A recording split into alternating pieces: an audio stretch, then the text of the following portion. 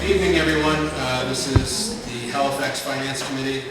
The date is February 26, 2018. We're being filmed by Area 58. This is going to be a joint meeting with the Selectmen and the Finance Committee to discuss where we are in the budget right now. I'll turn it over to Charlie, let him give an update on where we are.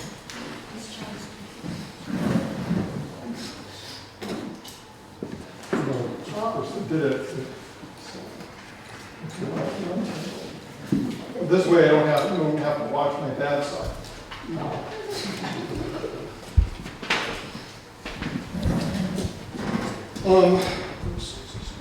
You getting this? Yes. Yeah. Okay. So if you remember, we made a few decisions before we started fiscal 19 that were going to have an impact on fiscal 19. Back at the town meeting in May, we had decided that we didn't want to continue with the Council on Aging project. We did want to do with the fire suppression system or with the elementary school, along with the windows, the doors, the siding, and the roof. The windows, doors, siding, and the roof were approved with a debt exclusion, meaning no matter what else we spend money on, that would be funded by additional tax dollars. Some of that gross is coming from the state, but a lot of it's coming from us. And that's putting an additional burden, obviously, on the taxpayers. And the people made that decision, they were willing to take that on.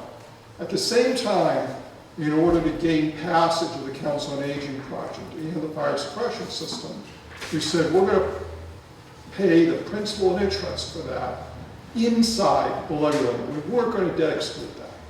Now, it didn't have an immediate effect on our budget for the year that we're coming into fiscal 19, but what it said is that we were going to have to leave a certain gap in our budget so that when we got to start paying it, when fiscal 19 ran around, we weren't already using that money for something else. So we did that. And in addition, as the Finance Committee has recommended each year for several years, the Selectmen have supported them in this, and town meeting did also by voting the budget. We've not spent to the levy limit. We haven't taxed the taxpayers to the last dollar that we could.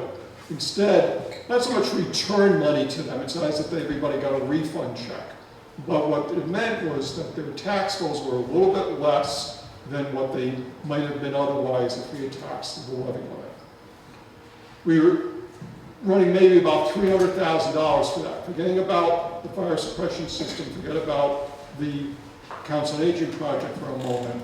But what we've done is say, we'll put a gap between the levy limit and what we're actually levying of about $300,000. It's a little less than $100 per household because you've got businesses and everybody else whose bill is a little bit less.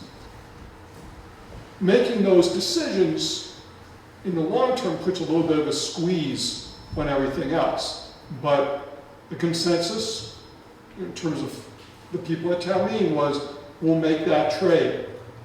We'll say we understand that budgets in future years might be a little bit squeezed because we're continuing to make two decisions. Leave a little bit of a gap so the taxpayers aren't being told, give us every single dollar we've got. And also leave a gap so that we know we've got these bills we're going to be paying in the future. We've got to leave money, not in the bank, but when it comes time to, in fact, pay those bills, we'll have the money available in the levy limit. We made those decisions back in May, and now we're in February 2018. We're looking at fiscal 19. Each year, there are various changes in our revenue and expense streams. Our major source of revenue still is the property tax. We get a 2.5% increase in that levy limit every year. In addition, we get an additional amount of money from what's called new growth. So a new house gets built, a new business gets built, a subdivision goes into play, the values of those lands, the increase in the building values, make changes in what's called the new growth. So as an example, Dunkin' Donuts is being built there by Stop and Shop. Once that's built, we'll have those additional tax dollars out of the growth. That building won't count for this budget coming up because it's not done yet. A little bit of it will count because there was a foundation, so, but the major part of it. But other things that were built during calendar year 27, a house here, a house there, a business, for the most part, the alarm company down there, near the recycling center, that counts. But the problem for us is that 17 was sort of a low year for that. We didn't have as much new growth as we've had in previous years.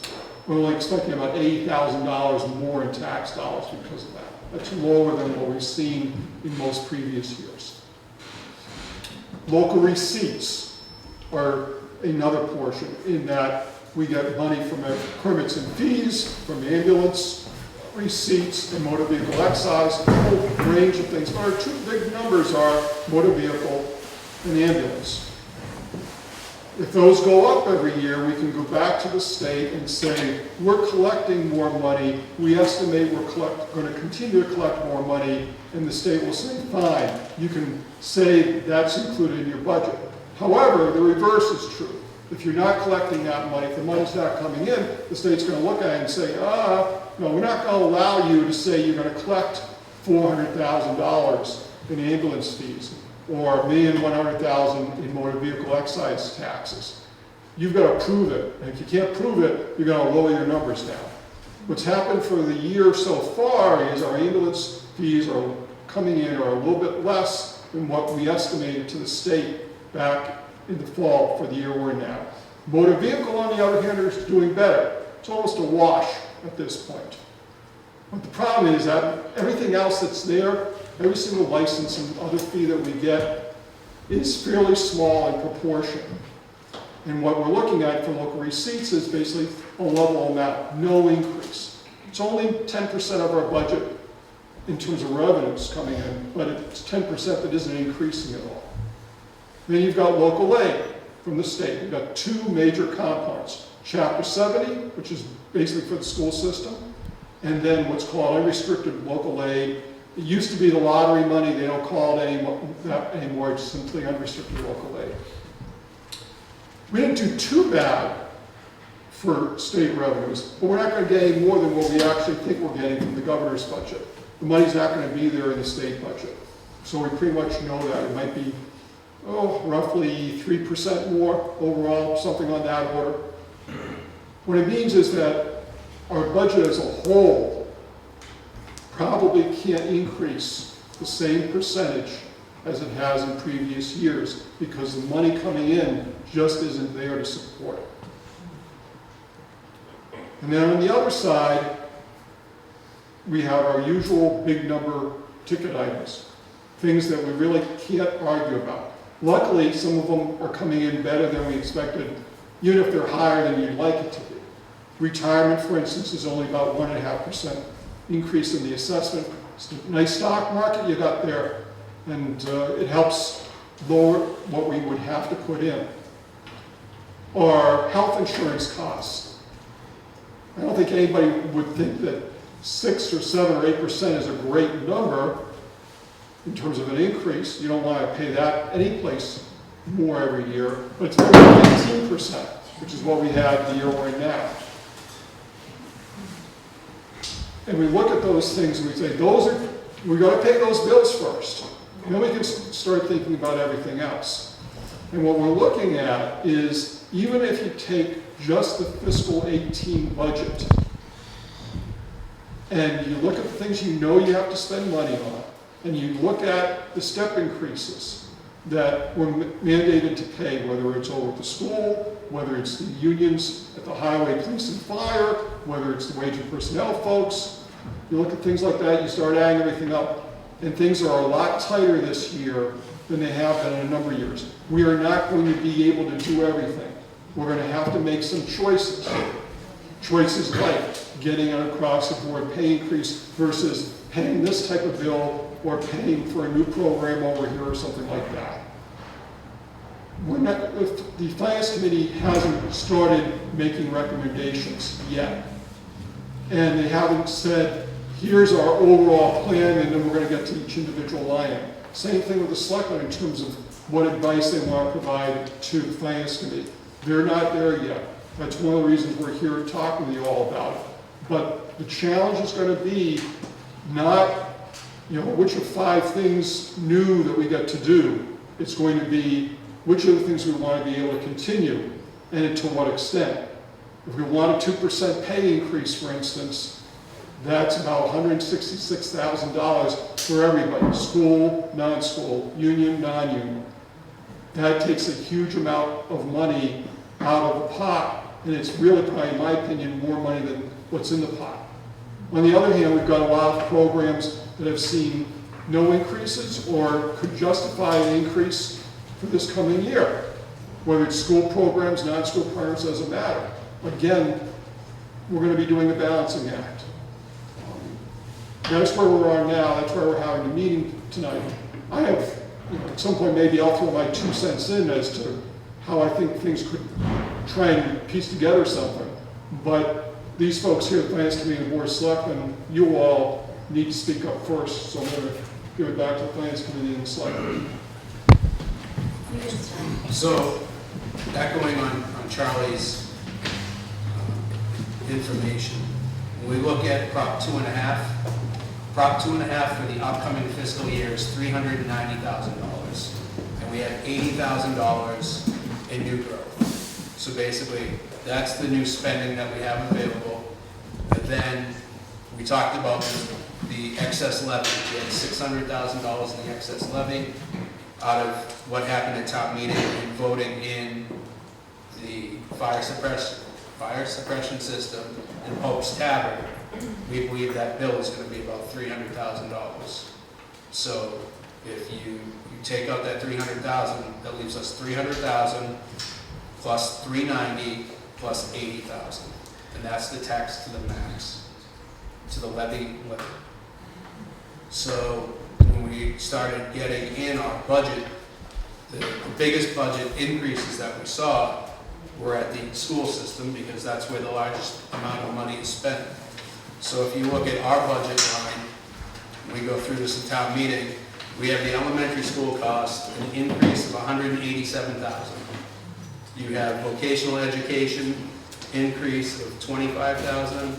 You have special needs tuition, an increase of $191,000, a decrease on the transportation of $7,500, and our current assessment number from Silver Lake, from the budget that was proposed at the last meeting, is a $273,000 increase. So basically right there, with those line items, all the money is spent for the whole town.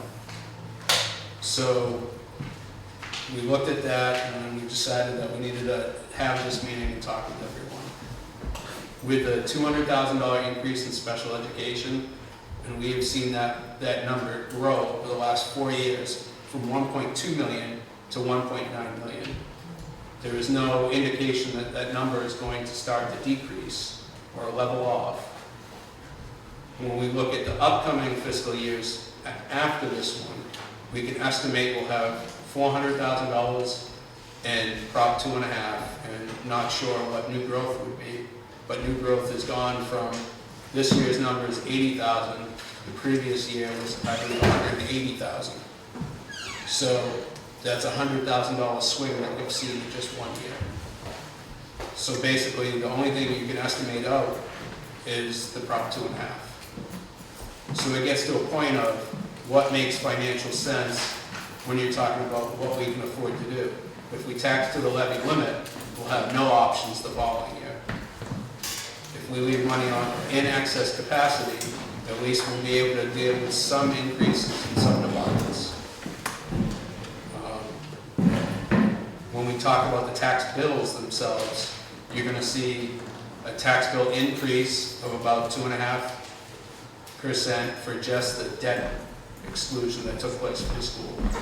The $300,000 is approximately 2.25%, and then the 2.5% for the levy limit itself.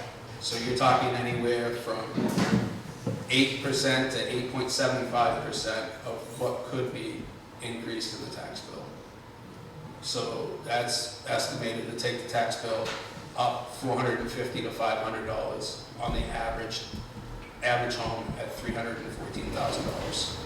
So you're going to have an average tax bill of $5,500, go to $6,000 on a home that's $315K. So the idea tonight is to talk about whether or not the Finance Committee moves forward with presenting a budget that leaves money in excess capacity in case something happens, or to recommend to tax at some level in between taxing to the max and leaving money in excess capacity. The number that's been suggested at this point in time is $300,000, which, when you look at what we've seen for increases, if we have any issues, I think that makes a realistic number to leave in excess capacity. So that's the selectmen to. So I just want to verify a couple of the numbers for you, and Sandy's here, our town accountant. So I just want to verify if we were to keep. We only got so many mics, so we know that in previous meetings in the Great Hall, the acoustics here are terrible for videotaping. Thank you.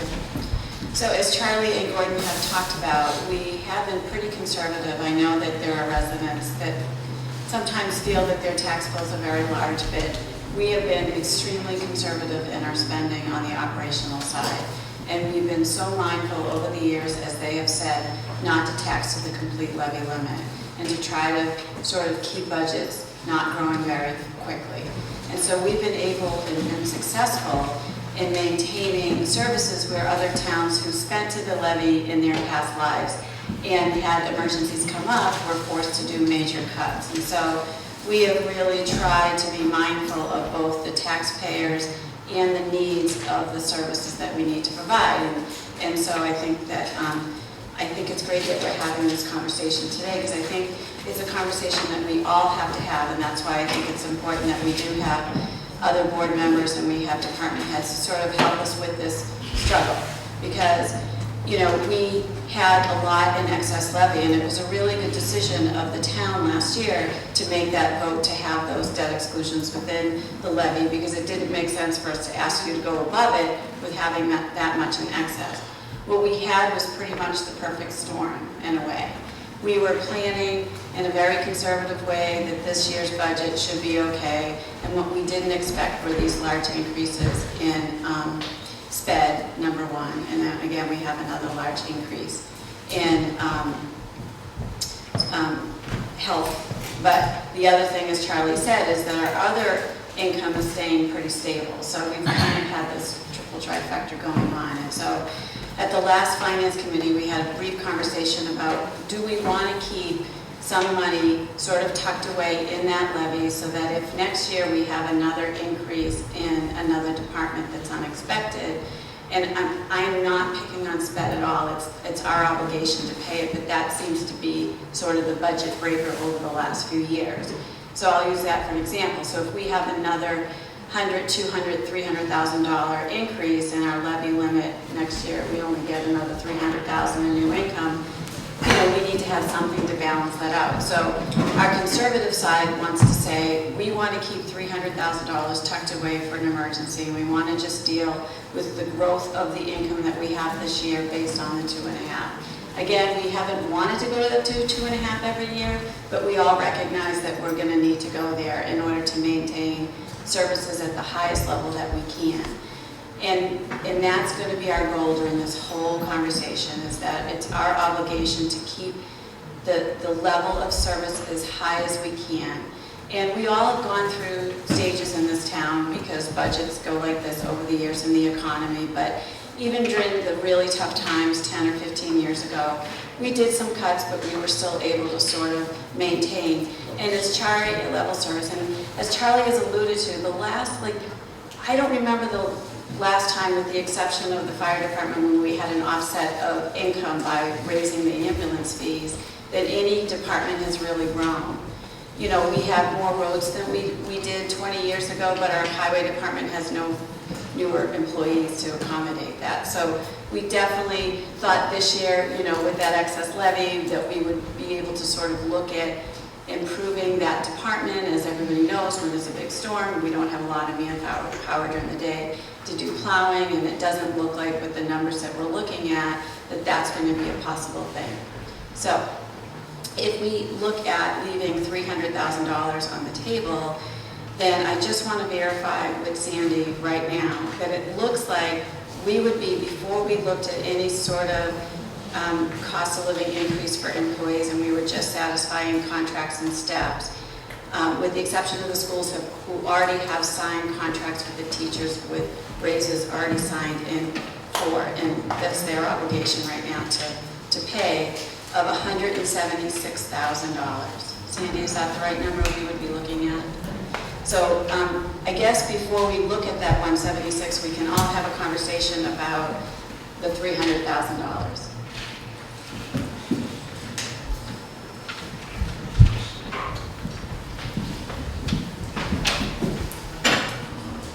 So, does anybody attending tonight have any thoughts on that, or does that seem like a reasonable thing to do to try to budget in cases of emergency? Because that's what we're looking at trying to do. I personally support that. Is there anybody else from the committee that wants to speak on that? I'd just like to add that, as a member of the Finance Committee, I first and foremost look at the services that the town provides, and second, and right behind it, is presenting a budget that can be sustained by the taxpayers of the town. As Gordon mentioned, with the increases to the tax bill this year, with the school project, which was sorely needed and supported by the town, as well as the other projects, including Prop 2.5 and all of the spending this year, we're looking at a 9%, upwards of a 9% increase in the tax bill. And there are very few residents of the town of Halifax that are getting annual raises to the tune of 9%. It's not sustainable in the long term, and this is a short-term issue. We've been very conservative in our approach to budgeting, trying to maintain the services that we provide at the most reasonable cost to the taxpayer. So if we're going to look at trying to maintain the $300,000 in excess capacity, that means we need to cut $176,000 from the budget that's being proposed. So, yep. You mean just from you're talking about before wage increase, before, you mean just when you mentioned before, the SPED, the school, both schools, Yep. and, So there's a few items that you see go up because we have, so there's a sick leave buyback, we have an extra vocational student, and we added in the additional circuit breaker number from the numbers that we had printed previously. At the Silver Lake meeting, there was talk to ask Silver Lake to cut their budget increase to $600,000 from the $1 million that was asked for. So we did ask for that cut. So if that gets us down, that would be a sizable decrease that we would see. I was hoping to see that Silver Lake assessment would go up no more than $150,000. So basically, we're a third, 33% of Silver Lake. So if they spend $1 million, we're about $300,000. This number that we got from them was $273,000 because there were some changes in the minimum contribution numbers. So if they cut the $400,000, that should cut us $128,000. Oh, Yeah, Gordon, as you know, we're meeting, I'm on Silver Lake, for anybody who doesn't know that. We're meeting tomorrow night The school administration has worked extremely hard, because we're hearing similar messaging from Kingston as well. The school administration has worked extremely hard to bring forth tomorrow night a number of budget cuts to try and come down to a reasonable number that, perhaps the towns can live with. So I'm fairly optimistic that the committee will get through a good portion of that tomorrow night. It may take into the March meeting, but we're making every effort to review the budget and come down to a proposed budget that meets the town's needs a little bit closer. So even if we see that reduction, you said around $120,000, Sandy, that we estimated, right? $128,000. If we saw $128,000, it would still leave us $48,698 in a deficit. Okay. So that means that we'd be looking for those cuts across the town departments if Silver Lake gets to that number. And I know Superintendent Blackwood and Joy is working hard on this, as Paula said, and we're still looking at, $49,000 in cuts across the board. And that's without a raise for any of the employees. I just want to make that point clear. So if the department heads could look at their budgets again and see if there's any places where they'd be willing to make cuts, then we would have a better chance at the next finance committee meeting, if you can get that in by next Monday, of how much more we actually need to cut. We're not looking at expanding any programs at this point in time. It's been talked about. The message from the Board of Selectmen over the last, at least 10 years has been submit a budget of a level service. And, for the most part, 90% of the departments have done that. And if there's something that's, an obligated thing state-wise, like if there was a mandate, like coming up on the highway department, we've been doing some stormwater programs to help with the ponds, and that may require more additional hours at some point in order to accommodate that new rule, that new state rule. So that's something that, I don't know if we're going to be able to do this year, I don't think we will, but those are the kinds of things that the Finance Committee would look at if it was a mandated hour. But for the most part, our departments have not grown in 10 years. And so, there's not a lot of cuts. So I understand your statement of, people could look at it and see if they could come back. I've been sort of making my rounds too to the department heads and trying to look at them and see where things could be cut. And even $1,000 in one of the departments, because it's just 1.5 people in there, is,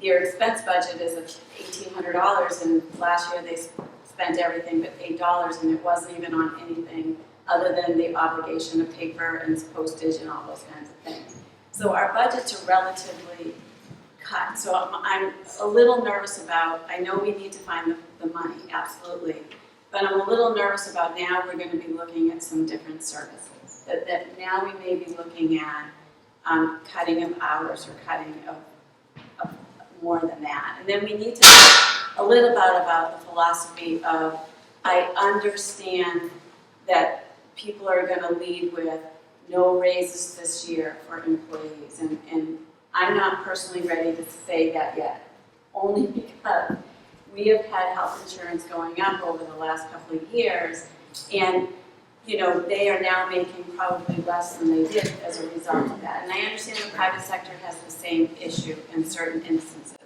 but it's harder to retain staff when we have been doing 1% raises, 2% raises, and we're not as competitive as we could be. And so last year, we had a consultant come in and look at the areas of which we lack and we're not that competitive. And now we may not have the money to put that thing in play to be able to kind of maintain employees. And so I understand it's a tough thing to sort of fight for, But I also understand because it's hard to say to a taxpayer, we may be changing your services, but we really think that people need a raise. It's hard for people to really adopt that mentality, but it's something that we have to be really mindful before we make that decision. And I don't think that we can make that decision today. I would have a hard time having that be the final decision today. No, I don't think we want to make any final Yeah. decisions today. Yeah, but I think as a group, collectively discuss Yeah, these things. and the other thing I want to just point out is that every contract and every employee that's a non-union, their raise gets approved at town meeting. So every contract is explained by the Board of Selectmen, how we arrived at the contract, what things we gave up, what things we got, and why we need you to support the contract.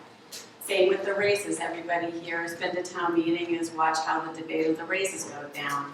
The contracts that never get debated are the contracts that are within the school budget, and that's by state law. So those contracts don't have to be brought to the people individually to be approved. They're just within the budget.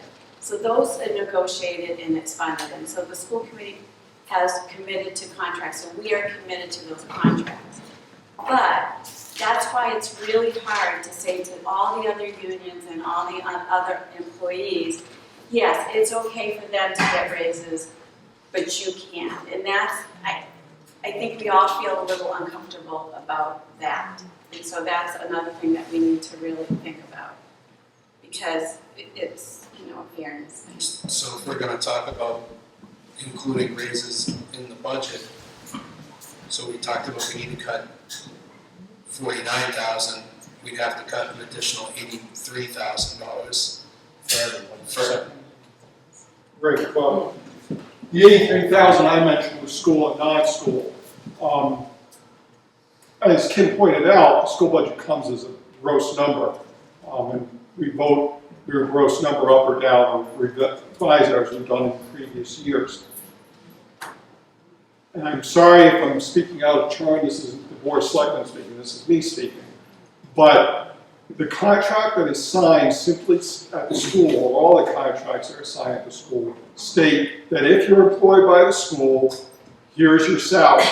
It doesn't mandate how many people are employed. Same for our budgets, same for even the contracts with police, fire, and highway. If you're in the union, this is your wage level. There's no guarantee that we don't lay people off. I'm not saying we need to lay people off. I'm not saying that the school needs to lay people off. But 83,000 is 1% for everybody. 48, I believe was the number, Sandy? Yeah, is everybody non-school. It may end up being a situation that the school, when we come to May 14th and there's a recommendation from the Finance Committee, that the recommendation doesn't fully fund what the school is requesting, including a 2% pay increase. And if town meeting votes a number that is lower than that is necessary to cover all the costs of the school, including a 2% pay increase for everybody, then the school committee is going to have some hard choices, just as the individual departments in the non-school situations are going to have tough choices about trying to make their budgets work within what town meeting has said we're willing to spend. We've run into this situation before. We've back in 09 or so, or in 10, we didn't lay people off as many other communities did because we had been so frugal, and we put in some zeros at various times. Nobody was happy about it, certainly. And I don't get anything more than anybody else does at this point. I don't have a separate contract. If everybody gets a zero, I get a zero. If everybody gets a one, I get a one. So I'm not some special player out there who doesn't get affected by everything also. Nobody does. Everybody's, this is one of the policies we've tried to follow as well as we can, is that everybody's on the same team, everybody's going to get hit just as far, one way or the other. Same reason why we take special ed out and say, school, we're not blaming you for having a certain number of special education students. We're not blaming you for a student that has to go to a 24/7 school facility and we spend over $100,000 a year. We're not gonna take it out on the kids that are over there across the street, whether they're special ed students or not special ed students. Everybody's gonna share that burden. That if we have a special ed budget that keeps going up, everybody, school, non-school, everybody gets hit with that. Those have been some of the philosophies we've been following for a number of years. Doesn't mean we have to continue to do that, we can change, but that's one of the points of having this discussion.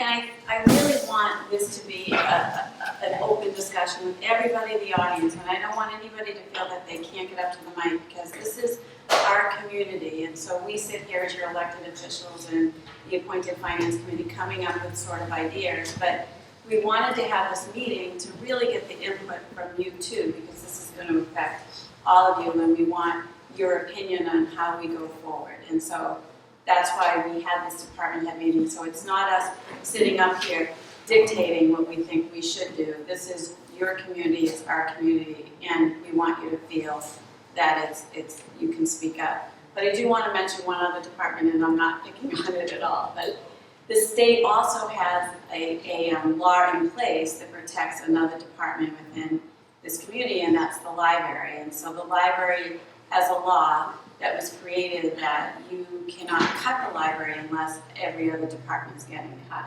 or else you chance losing your certification, which keeps you from borrowing books or keeping you in the network. So that's another area that sometimes we've been trying to sort of work with the library to put in capital items within their operational budget so it looks like they're doing okay, so that, you know, they can keep their certification. So I want you to know that we have been working with other departments when we can, you know, so it's not, you know, an easy thing. But we want to open, is that okay if we open it up and anybody? I just have a question. Is there a number, a percentage of town taxpayers that are behind in their taxes, whether they're seniors, for whatever reason, doesn't matter? And what will happen if we increase our taxes this much? What are those people gonna do? If you're on a fixed income and you're a senior, where are they gonna go? This increase every year, I mean, I know mine, and I just have a little house. Mine went up $300 this year. And then next year, I'm just saying, what is gonna happen? Are we looking at the taxpayers, or making sure we keep everybody that works in the town happy and complacent because we don't wanna make cuts, or we don't wanna say no to a raise? I think we have to look at the people who have been here for 20, 30, 50, 60 years and say, this might be hard. It might be a hard decision, but we might need to make some hard decisions to keep the people here who have made this town what it is still here. That's just my opinion. Do we have a number on the number of, there have to be taxpayers behind the taxes? I don't have that number right now. I can find out. Is our director, do you have that? Oh, hi. Do you have an answer to that, like a percentage of outstanding, like do we have a 5% delinquency rate, or? There's about 87 or 88 parcels in town. 87 parcels. So that could be a piece of land that's been abandoned. So that's roughly 3%, maybe a little bit less than that. Is there a dollar amount that goes to that? I don't have enough hand, but I can look it up tomorrow. Pam, is that people that are behind multiple years or just this year so far? If they're in tax title, they're going to be at least a year or two behind, right? Yeah. So that's not going to, that number doesn't tell you how many are behind at this point in time, but how many have been behind for 2-3 years to get to that point of being in tax title. You know, I think the selectmen and the finance committee have shared that sentiment. And then there's the sentiment about the services. So what we've heard at town meeting is, you know, keep the services that we have. There's a lot of talk on Facebook that we've all heard, but those people don't necessarily show up to town meeting and take place in the conversation that occurs when you get to vote on what actually gets spent. So there's the feedback that we receive that way, but the feedback that we get at town meeting is people want to continue to receive the services that they're getting. And I think the board has, you know, not spent to the levy limit every year, as Kim and Charlie alluded to, so that we weren't taxing to the max. And this year, even if we don't tax to the max, we're still gonna see 6.5% to 7% tax bill increases.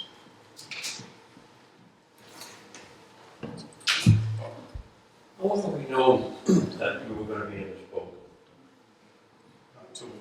So we had a joint meeting in November. Charlie sends out the letter to the department heads, we get the budgets come in first, second week of January. We saw the numbers come in. Silver Lake's number doesn't come in until the first or second week of February normally, because that's when their meetings happen. So basically, when the special ed number was up $200,000 and the elementary school was up $200,000, there's your Prop 2.5 right there. That's just what it happens to be. If we had known, we could have played more of a highball situation with all the contracts we just settled. But we were under the impression that we could afford the contracts that we agreed to. So And now we can't. So I guess when you look at what we have for a budget going forward, we know that we have Prop 2.5. So next year that's going to be approximately $400,000. And then you have new growth, and then you have excess levy, and then you have state aid that could increase, and then you have local receipts. And as it was mentioned, local receipts and state aid are pretty much level. There is an increase in state aid that we've calculated into the budget, but once you spend $400,000, it's pretty much, that's Prop 2.5 for the town, your tax bill's going up 2.5%. So whether it comes across any part of the town's budget, you spend $400,000, your taxes going up 2.5%. Charlie? One of the challenges on the contracts has been, in fact, most communities, probably the vast majority of communities across the state, will do multi-year contracts. Halifax follows that example, except for the non-school wages. Because when we ran into the crisis back 10 years ago, we said, we don't know what we can afford until we've got all the numbers lined up for the following year. That's why the Board of Selectmen is just starting negotiations with highway, with fire, with patrol officers, with the sergeants. And the board goes into those for the fiscal 19, having an idea of what can be done, what can't be done. Doesn't mean that there's obviously a multi-step process, but what the board has avoided doing is making promises for future years that it can't guarantee. Most communities, as I mentioned, along with the school committee, along with Silver Lake, will promise the wage increases for multiple years, hoping, looking as well as they can at what they think they can afford. What we ran into 10 years ago is we ran into a situation that we got to the point that we were making promises that we couldn't afford, and we had to stop doing that. The unions are, I know, extremely frustrated with the Board of Selectmen in that they're the only ones they know that are treated this way. I don't mean in Halifax, I mean statewide. They look at their brother and sister unions next door, Central Mass, Southeastern Mass, wherever, and they say, hey, why are we being treated this way? Well, the reason is that we don't want to be in the situation that a lot of other communities found themselves 10 years ago laying people off. And so we made that trade-off. We haven't guaranteed jobs to anybody, but at the same time, we haven't been laying people off as a result of making fiscally imprudent contracts. And this is not to say that in normal circumstances, what either Silver Lake or Halifax Elementary School committees have made are improving. Besides, they've been giving 5 and 10% pay increases. They're giving relatively nominal pay increases, relatively about the same as everybody else.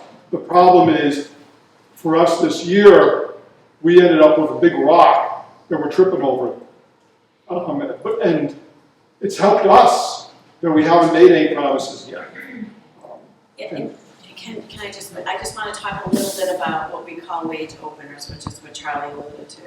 10 years ago, we were so incredibly lucky that the unions have been working with us for 10 years. And as Charlie said, it's not a common thing among other towns, but our unions recognize as we're a family, we're in it, we need to get through it, and so they have worked with us for 10 years. And the school committee members here have heard my tune about wage openers, but, you know, we're gonna get them at some point at the school. But, you know, this is, as Charlie said, something that helps the unions too. So, in a way, they help us to not promise something that we don't know that we can afford, but also, if we can afford, like, you know, if we had settled 3 years ago, maybe we would have settled for a 1, 1, and 1. And then last year, we had enough money for a 2, but they were also facing, you know, some people 16% increase in their health insurance. And so there was offsets there, and so we were able to do that. So it's sort of a gamble for both of us, but it's a relationship of teamwork that they understand, as Charlie said. We don't want to promise something we can't afford and then end up having to do large layoffs, but they know that they can trust us that if it's something that we can afford and it's affordable to our taxpayers, and we are committed to doing that for them. So it's really a teamwork that is unheard of, and we're so blessed in this community. So it's really hard for me to sit across. I understand where you're coming from about your tax bill, but these are people that, you know, I actually want the fire chief to speak in a minute, if you don't mind, because I think he's got some good arguments and great examples of the loss of people based on salaries, and so the kind of disadvantage that we are sometimes under. And so it's hard to turn, you can look at that person and say, sorry. And if we have to say sorry, we will say sorry. But we're not ready to say sorry right this second. So do you mind, Chief? Just before that, just one other comment on budgeting aspects. So at Silver Lake's running into an issue where the actual amount of Chapter 70 money is estimated to be $100,000 less net that they're receiving this upcoming fiscal year than the one that we're currently in now. And that's a majority to do with the charter school impact on the number of students going to charter schools and the reimbursement that the district receives. They receive 80% the first year, I think 50%, and then it drops down to 20 or 25%, and then there's $0 included into the Chapter 70 funding for the students going to charter schools. But they get to tuition out at a certain rate, and normally what happens is that those kids that they're taking aren't the high-cost kids.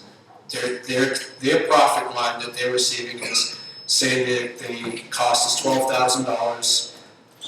Here, those kids are costing us $10,000. They're making a $2,000 profit on those students, where inside our district, we're paying the cost for the students that cost more. So just some quick numbers to throw out there. The upcoming fiscal year, special needs students, the town has to cover $43,000 before the state kicks in any money for that education cost, and that's just the education cost, not the transportation cost. So then at that point, the circuit breaker kicks in. So if the kid's tuition costs $100,000, the town's going to get 50 to 60% from 43 to the 100. So we're only going to see $57,000 is the impact, and the town's only going to get half of that back. So when we talk about special ed increases, we see the number of students in the district and in our town increasing. That has a direct impact to the taxpayers here in the town. Chief, sorry to cut you off. I just want to talk for a second about, I'll be specific to the fire department, but I think what I'm talking about applies to most of the town departments. I know this year we did a salary survey, and we found out that most non-union employees weren't in the competitive wage bracket. I can talk about the fire department, they're not even close to being in a competitive wage bracket.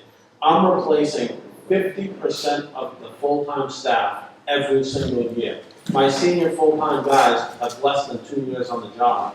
And it's because they're leaving to go to places like Pembroke and other towns where they're walking in the door making $25,000 more a year to start. And I know that we will never be able to match that. but we're not, at this point, we're not even competitive. When we have, some of our staff, because of the 18 or 16% increase in health insurance last year, they made less money than they did their paycheck went down on July 1st, as compared to the previous year. This year, we're talking about another 8% increase in health insurance. If they don't get a rate, their paycheck will be less than it was 2 years ago. The cost of inflation has gone up by more than 5%. Their property taxes go up by 2.5% like everyone else's. So I don't know how we continue to keep any staff if we don't, if we're not looking at making at least an attempt to help our employees and try to retain our staff. We're able to still get people, but to put it in perspective, if I'm replacing half of my staff every single year, that means there's nights that I look at my schedule and I say, I have guys working that have never been in a house fire before. They've never been to a fatal accident. And, we think we have people there, but it makes a difference when we're not able to retain these skilled positions over the course of years and just constantly invest all our money in replacing them.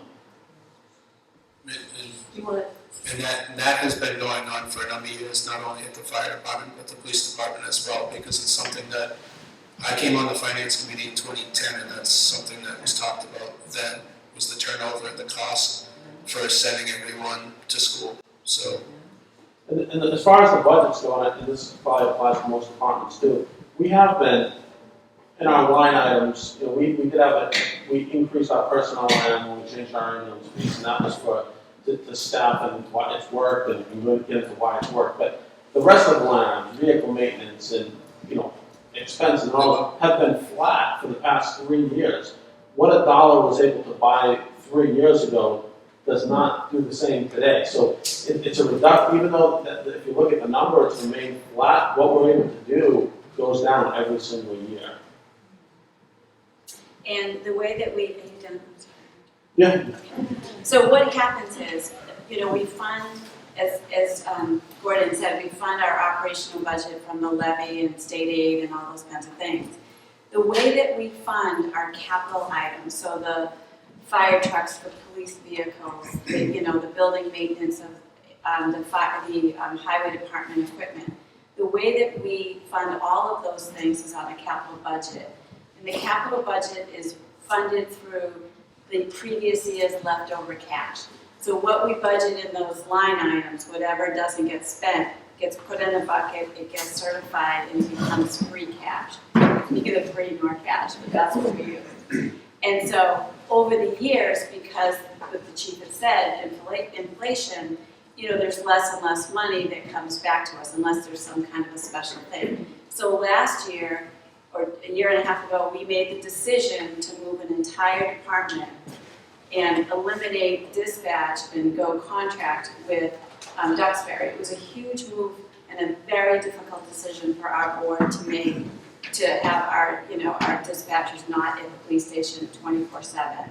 But we made that decision because we were trying to be mindful of the tax bill. And last year when we eliminated that, I'm not thinking, but we ended up having a sped increase that ate up that particular savings, right? So this year we had to put last year we had to put a little bit in because we had a few months that we had a dispatcher that was still in the station before we sort of had that end. So we have enough free cash this year to do some capital items that have been waiting to be done. A number of pieces of equipment at the highway department that have not been replaced in years and years. We have trucks that are 1983. I mean, we have things breaking down. It's just not a good situation. And in some of the pieces of equipment, like at the fire station, we were lucky enough to get a grant 3 years ago for our engine, but that was a $900,000, more than that. How much million? Like 850. Yeah, about 850 that we had to come up with. So we use our capital numbers, money, to do our capital items, which is, so next year, if we were to cut these budgets even further to the bone, that's less capital money that we're gonna have to replace the equipment for next year. So before we met here tonight, capital planning meets almost every Monday, and we were going through what are our obligations to do this year. We're kind of running out of money, but we have to understand that next year we're gonna have less money to do it. So you may get your warrants at home this year, and you may see a number of capital items on there. It's because we had a higher than normal free cash amount. We know we need to get it done now, because next year it's not gonna be there to do. So, is there anyone in the audience that wants to speak for including the raise in the budget? We heard the fire chief. Is there anybody else that wants us to take that into consideration? Because we'd be looking to cut more money. I just want to make that clear. If we're looking at $49,000 in deficit right now, if we're going to include the pay raises, we're going to have to look for more cuts. We're looking at 49 if Silver Lake does go down. I know your meeting's tomorrow night, but do you think you're gonna get to that $400,000 cut? I'm not gonna commit, Kim. Like I said, I'm cautiously optimistic that the committee, and I'm not sure we'll all happen tomorrow night. I think we'll probably roll some items into, it's a very difficult decision we have tomorrow night. I think we'll get partway there tomorrow night and then wrap it up, win, lose, or draw in March. But I'm hoping that not all of the burden of covering the town's issues are gonna fall on Silver Lake. No, I think we've we're seen trying that. to, I apologize, I don't think that's what I'm hearing, I'm hoping that's not what I'm hearing. We're trying to do our part. No, and you guys we are not picking on the school. You guys happen to be the example because you are the largest part of the budget. Understood. Well, look, we're asking everybody to look at their budgets closely because to fund these raises, we'll need to sharpen our pencils elsewhere. And the last thing, I know myself, and I think I speak for the finance committee when I say the last people we want to balance our budget on is the people of the town, or the workers of the town. It's not fair to them, but we still need to provide a certain level of service. But we're going to have to sharpen our pencils to do so. Right, and it may be that we can't, or we can't do what we want because we don't want to change the services for the residents. But that's The balance. it's a balance in that, so. We also have Halifax the following Monday, and we'll be discussing the budget at that point, the elementary. So I just want to say, the kind of response to you, Paula, is I share your sentiment because when we met at the finance committee meeting last week, I think it was, or a couple weeks ago, you weren't there, and my response was kind of, I felt like we were being picked on in elementary school, and my response was sort of, well, I hope that if we go and sharpen our pencils in our budget, that Silver Lake doesn't think that they don't have to do the same. So, but I think that it's important that we're having this meeting because if we can collectively all sort of do that, then we won't feel like any department's really getting picked on. And I sort of take responsibility, I don't want to say that, but I understand why the school gets the brunt of these things for several reasons. One, we are very protected in the fact that our contracts are not negotiated on the town hall floor, and that's, no fault of our own, but I think that's something we really need to be mindful of when we're creating our own budget, and because we've settled those contracts, we're responsible for that now. That's a number that we ate, and we need to be responsible for it. If that means we have to make adjustments elsewhere, then that's what we have to do. That being said, I also don't necessarily think that it's fair, for lack of a better word, that because our budget is protected, that we as a town have to turn to our town employees and say, yeah, I know that our budget's protected, but, sorry guys. I just don't think that that's, like I said, fair, for lack of a better word. So if it's possible to potentially sharpen our pencils and come up with two different versions of what this is gonna look like and what the town is gonna look like and what the climate in the town is gonna be like, if we give our, town employees a raise or we don't, because, as the chief was just saying, it's a ripple effect that a lot of people don't see nor understand. And I also think that this is the year of the need, and so, Paula, like if there's programs that aren't cost savings, then I think those are the, every other department always submits a level service budget, and so I need everybody to be treated equally, and so unless it's a cost-effective program, like first bed or whatever, I think it really needs to be looked at, because we can't keep growing here and cutting somewhere else. I'd like to add one thing to Mary's question earlier. Mary asked about the taxes going up.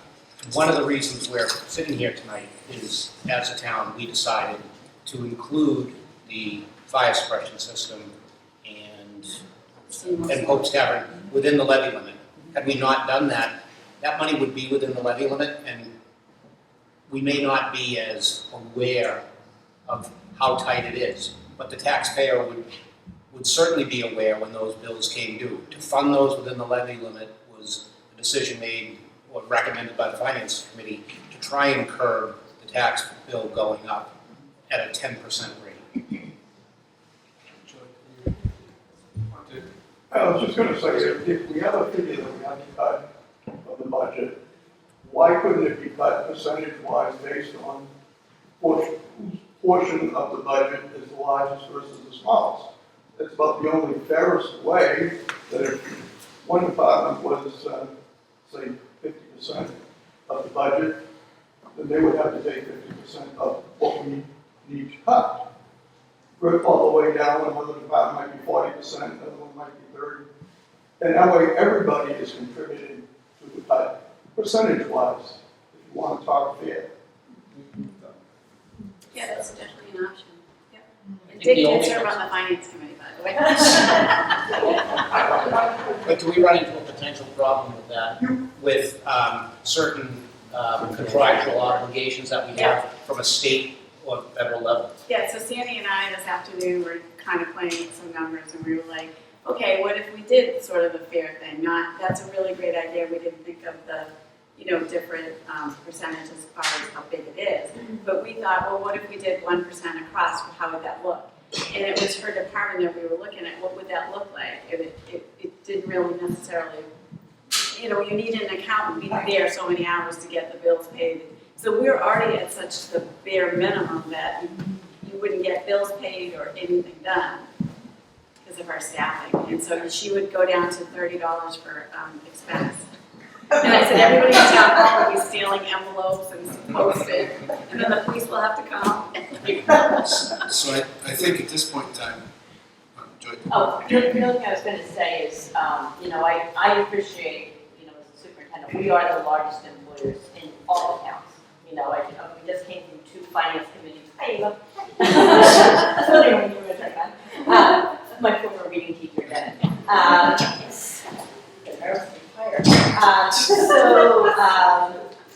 I just came from my finance committee in Clinton, 2 meetings. So this is my 4th tonight, so I apologize for being coherent. But we are the largest employer. We're well aware of that between Silver Lake and Halifax. We are the towns, in all 3 towns, we are the largest employers. So I just want to say, I don't feel picked on. I just want to say that. I understand, I comprehend, but again, and I know you know that, and I think most of you know this, but Silver Lake is like the town of Halifax. So when Charlie, we originally planned a 10% insurance increase. We heard it was down to 8% at the meeting, and I was so excited I accidentally public percent, I'll say it again. I love you, because I was like, oh my God, there's savings. So, we are like a city. So when Mayflower Municipal does an insurance increase, we have to build that into our budget. When we have to plow the roads or parking lots, as you do in Halifax, we have to pay for that. We have to pay for all our own maintenance. So we are very much like you. I feel your pain. We have the same fixed costs. We are the largest in special education. If you don't know it, we have to fund children ages 3 to 22. That all comes out of the elementary budget. It all comes out of the elementary budget if they're out of district. It doesn't come out of Silver Lake. So it looks like it's out of proportion because it all goes back to the towns, and it does in all 3 towns. So there are costs we can control. There are costs, just like the town, we can't control. So I just want you to know we are working really hard to work with you. We presented some ideas, and we'll discuss those tomorrow night in Silver Lake. We have some ideas for Halifax next Monday night. All three towns are feeling similar pain. We are not trying to take the lion's share of anything. It's just we're the biggest. I can't change that. I mean, we are just the biggest department. I mean, we have the most staff. We have about 3,800 kids between all four districts that we are currently educating. So we are the largest employers in all three towns. Trying very hard to work with the towns. I don't think anybody within the town would disagree with that. But I mean, we will definitely do everything we can to work within the town's expectations. But again, I don't get a vote, but I do make the suggestions.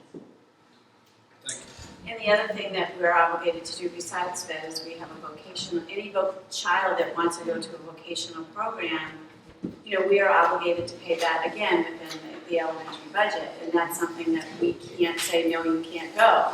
And so if they qualify to go, it averages about $35,000 for the tuition. I don't think that includes transportation. Yes, that does. Okay. And so we had, right now we have one extra kid than we did the year before, but we have until April 1st. So if we have kids that want to go to a vocation program and they get accepted, that's another $70 that we would need to collect. 70. Yeah, and again, just so you know, for the vocational students, we are charged more than you will pay for your child to go to a public college. So it costs us more for a child to go to a vocational program, Norfolk Aggie, Bristol Aggie, than it would cost for you to send your child to Bridgewater or to Framingham or any of the state schools. So encourage all your friends to have all their kids go to Silver Lake. Yes, please. Is enrollment down at the high school or the elementary school for next year?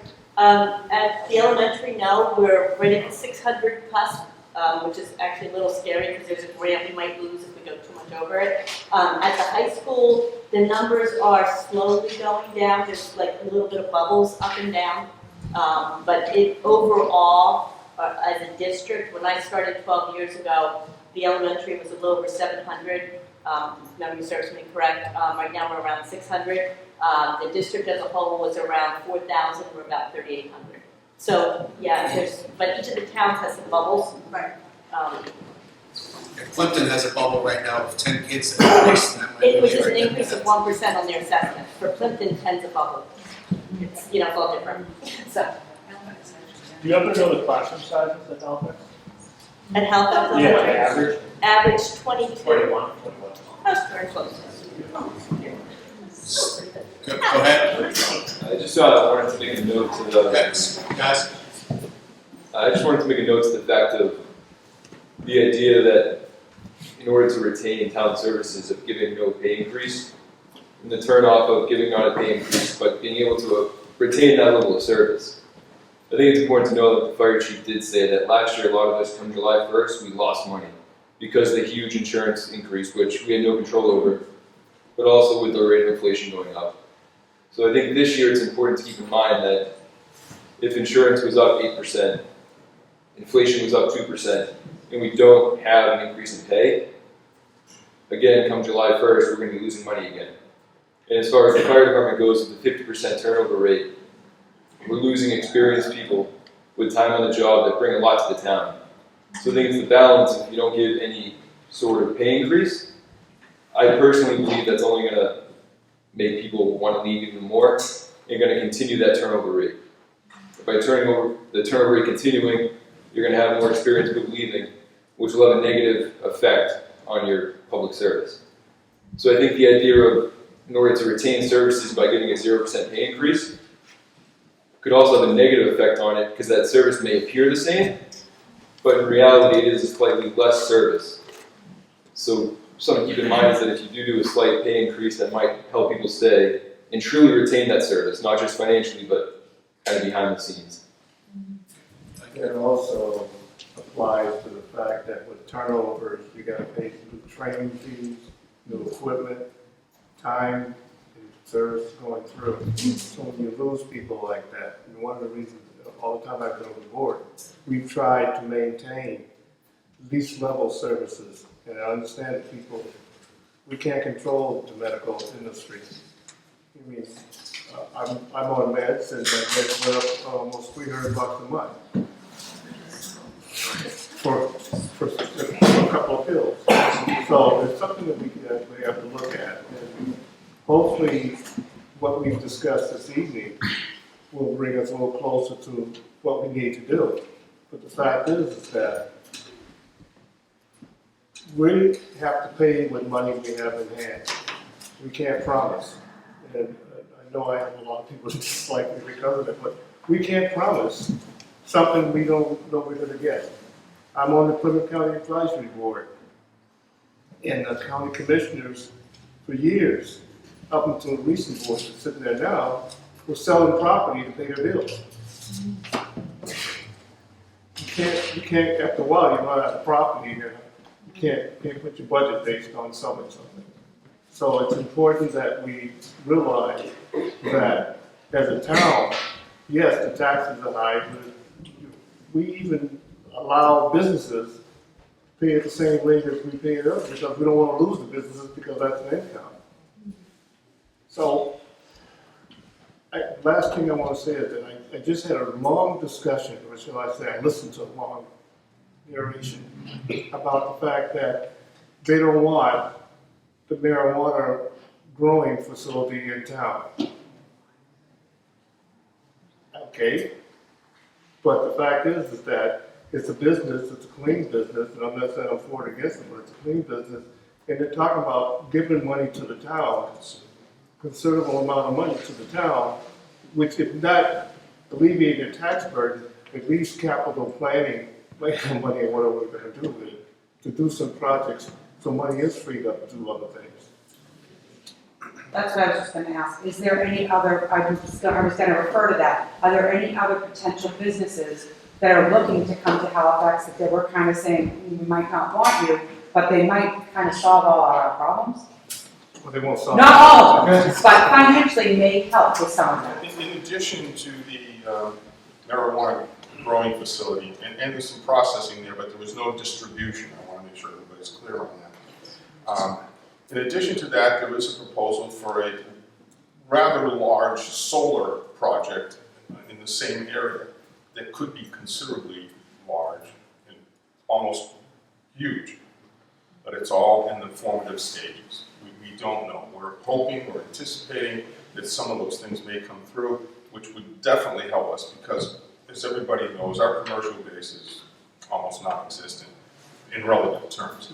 And these are the kinds of things we need to do. And to Troy's point earlier, there's been a lot of negative commentary on one of these particular endeavors. And I think the three of us have mentioned in the past that we did not particularly support marijuana on the ballot. But we have to look at this in terms of the town's benefit. And we have to think of all the taxpayers and not just people who may perceive to be aggrieved by this. But those are things that are in the works. They're not definite, but there's some possibilities out there to answer your question. But the biggest issue that we have is that because we are at the heart of Plymouth County, you can't get there from here. So we have to really not bend over backwards, but really look closely at businesses that approach the town and come here and make sure we try to get the best possible bargain we can out of it. We can't just automatically turn our minds to people that might want to settle here in town. Before we get to Lenny, I just want to piggyback on what Troy is saying. We did have a consultant, and some of you have heard the speech before, that we had a consultant come in a couple of years ago. His name is Barry Bluestone. He started the economic program at Northeastern. He's a renowned economist to sort of help us with how can we be more attractive to businesses? What can we do? And we were pretty much told we have to move the whole town closer to the highway. That we are not attractive to most businesses at all. And so they helped us, he helped us look at our permitting process to see where we could streamline things to make us more attractive for those sort of things. But the truth of the matter is, we're not that attractive for business. But as Or person. we're all.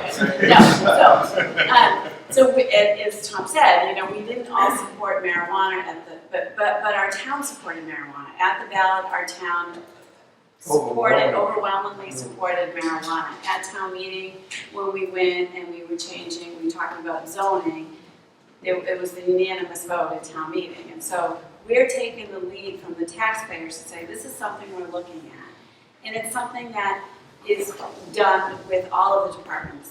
Public safety, the police chief will be involved if this thing comes in.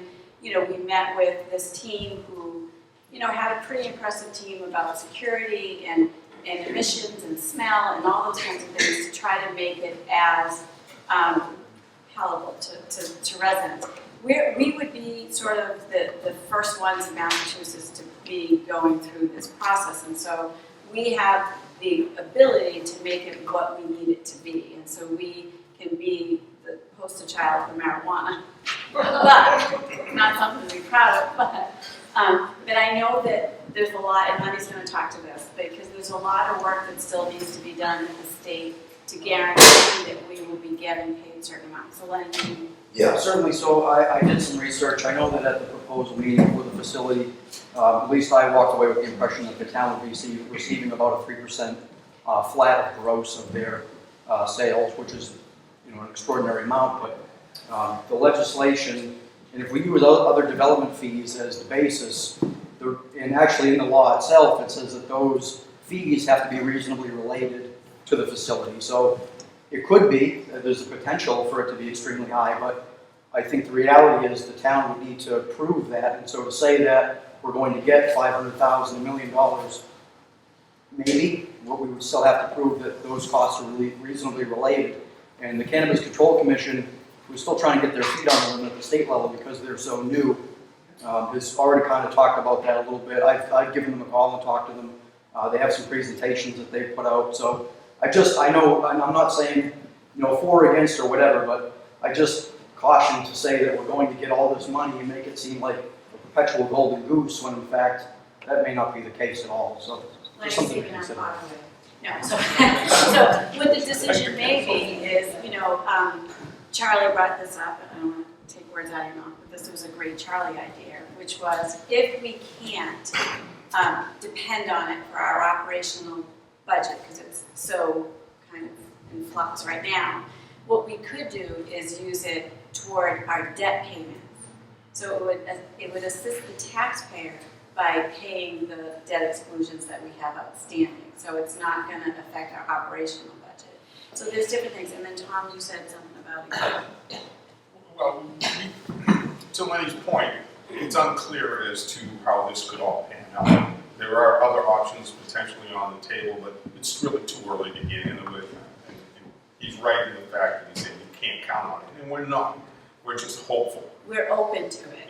Yeah. We want to be able to work, and again, we're not going to sacrifice our safety or our reputation as a town, and I want you to understand that. I might have joked, but we're going to pot, but we're not. Like, we want to do it in the most, we want something that we are all proud of. We're not going to sell our souls just for the money. But this is a great opportunity. Kim, on that note, that really doesn't affect this upcoming fiscal year. No, it doesn't. So maybe we have another discussion in May or June over what's going on with that. Yeah. We're just trying to put some hope out there. Yeah. But isn't there another facility, isn't there a facility in Framingham or Fitchburg? There's one out there already that's a growing only. Sharon. There's a medical, yeah, this would be. Medical marijuana, Sharon, the recreational. Yeah. No, Sharon's going to be the dispensary. Sharon is going to be not a grow. There are no corrections. What happened in terms of chronology? The state voted medical marijuana, allowing for that. And now you have cultivation for medical marijuana, manufacturing, and then retail. Those are already established. There are some places in the state. There is no place right now that's selling recreational marijuana. There's no place right now that's growing recreational marijuana.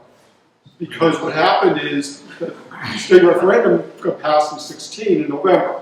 Now the Cannabis Control Commission that's establishing the regs. They just went through the comment period. They haven't even come up with final regs yet. And then all these facilities, whether you're growing it whether you're manufacturing it, whether it's going to be retail, are going to have to go and get the state licenses, along with going through whatever zoning and approval process in the various communities, along with the host community agreements. So for recreational, nothing's been established yet. Medical, yes, but no one's come to the town and said, we want to do a medical facility of any type here. So that's where things stand. Unrelated question. The meals tax that was voted. So the meals tax, what we've decided as a board, as a finance committee, and with the selectmen, is to use the meals tax money towards capital items. And that's helped with stuff. So, But would it be, just throwing it out there, would it be best to let those capital items stand on their own and let the voters decide on them versus having that as a recurring? so what we kind of looked at is we do not use any of the levy for capital items. And when we looked at other towns, and the way they budget is they actually have capital within the property tax levy. They're not just using free cash. So our way to try to start budgeting within the levy, basically, is to use the meals tax for that. And to try to, at some point in time, when we looked at the budget in November, none of us saw this happening. And then January came and it was completely different. We thought we were going to be able to take some of the operating budget this year and start to use it for capital items. And basically we got the budgets in and that got thrown out the window. So we know that as a budgeting aspect, we need to start to move capital items into the personal property tax levy. But we are just not there yet. We can't fund that inside with what we have for departments and what we have for expenditures, really. And we have some making up to do in certain departments that capital items have not been addressed. And keeping in mind, we also had an unexpected drop in new growth, which we never anticipated. That had been going on pretty steadily, and this year it dropped dramatically. So there's about a $100,000 discrepancy in that plan, too. So. Well, sir, with that, do you think raising property tax to 8-9% is going to help any new growth at all? So realistically, I don't think that that's going to affect whether people build new houses in town. I think it might slow down growth of homes that we have. Maybe your property doesn't sell as much as others where taxes are lower. I mean, that will become an aspect of selling your home at some point in time. Well, Keeping in mind. Sorry, but living in town, sir, and working in town, you're saying I might not get a raise or I might get a property tax of 8-9%. What does that say for me? If I 4 kids, stay-at-home mom. See what I'm saying? I'm not getting any money, but yet you're taking more. I understand. I mean, when we talked about previous years, the seniors' Social Security, there was no increase over the last number of years. This past year was just the first year was 2%. So they've seen their tax bills increase and have not had their income increase along with their health insurance and their property taxes. So I understand that aspect, but I think that this affects everyone. If the people in this room would like to recommend that the finance committee looks at including the increase, that means we're going to look at decreasing budgets further. So if a town, I don't know. I mean, this is the tough decision. That's why we asked everyone to come. So we've had a couple people speak and say that the finance committee should recommend an increase in the budget for the employees. I think, finance committee's heard that, selectmen have heard it. Yes, sir. So just following up what Jamie said earlier, at least speak just from the fire department's point of view. I mean, we run paramedics for the most part of the fire department, which every town person in the town should want high level of care, paramedics. With the absolute decline in paramedics out there available, with the overwhelming turnaround of employees of paramedics leaving, I mean, in all honesty, right now, if you have a paramedic, you can walk on to any department you pretty much want. And I think this department's a great group of guys and under a great leader, great department to work for. But with the fact of no raises, if we're talking no raises and stuff, you're gonna see more guys go looking for other departments, like Seamus said, and we're not gonna have anyone to draw from that pool of paramedics. And I also, as working in the fire department, I teach paramedic school, and the numbers are way down from what they used to. They used to see classes of 20, 25, 30, 6, 7, 10 years ago, and now you're seeing classes of 8 and 9, if not smaller. And eventually it's going to run in. Some towns right now have been trying to hire a paramedic for 6, 8 months, where now they have now they have to hire an EMT. And a lot of towns now, like Canton, they're a bigger town, they're advertising that they'll hire you as an EMT and pay for your paramedic school. That's $10,000 a pop. They're doing that for 4 people. That's $40,000 in the first year. I mean, it's going to be a lot. It's going to be a lot cheaper to just try to retain our employees now instead of running into that problem later. I understand that. If the other thing we talked about is you'd still get a step increase unless you're at the top step. So the employees that aren't at the top step would be getting a step increase.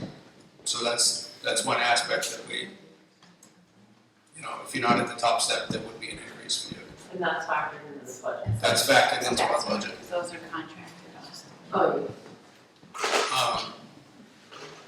I mean, when the fire chief talked about the people leaving the town and going to work someplace else, Halifax is a 50-50 health insurance. So when you pick up and you go to Pembroke, and that's 80-20 or 90-10, 80-20, I mean, that's probably a $12,000 increase right there before you even talk about the salary number. And I think that everybody in this room up here understands that aspect. But there is no way that this town can afford to move up in the health insurance aspect of the benefit, because we're having a hard time keeping up with the salary aspect. I mean, when you guys see an 8% increase in health insurance, the town is also seeing that 8% increase in health insurance.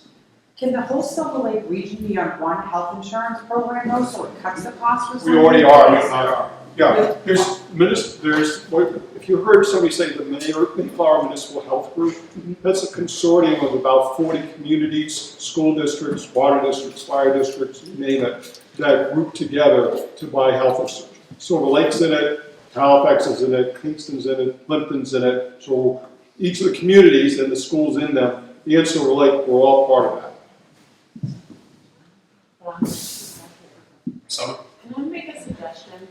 That I feel like it's important when we go to town meeting that a lot of the really, every point is valid, but a lot of the really outstanding points, some made by the fire chief and other department heads in town, Mrs. Blackwell, et cetera, they see, they have a leaflet on the table when you walk in. Yeah. I think that it might be important to kind of have someone, whomever decides to do it, type something up and leave it there so people understand, because I only speak from my own ignorance. When I first moved into town, it was my first town meeting before I was part of any of this, and I heard, everyone else 2% raise. I was like, no, because no one else in the private sector is getting it. But when you are having this conversation, it becomes a very different conversation than a flat number. You know what I mean? And that being said, I think it might be important to point out that this is what, like I mentioned before, this is what it's going to look like, and these are our options. Basically, not dictating to people that, we cut a paramedic, we cut a teacher or whatever, but saying,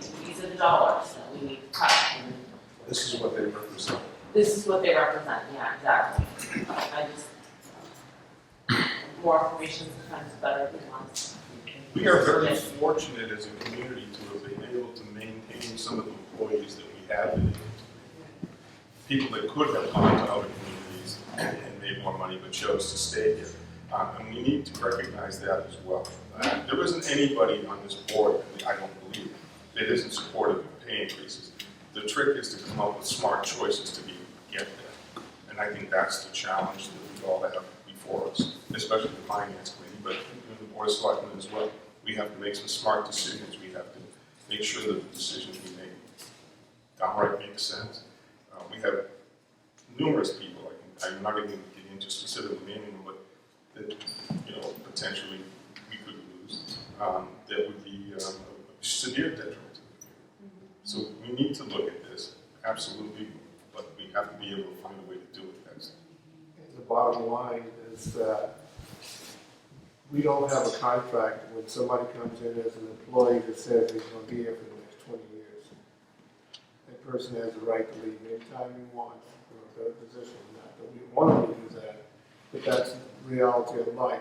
There's no guarantee. You know, as when a person comes on, there's no guarantee that every year he's gonna get a raise if the money's not there.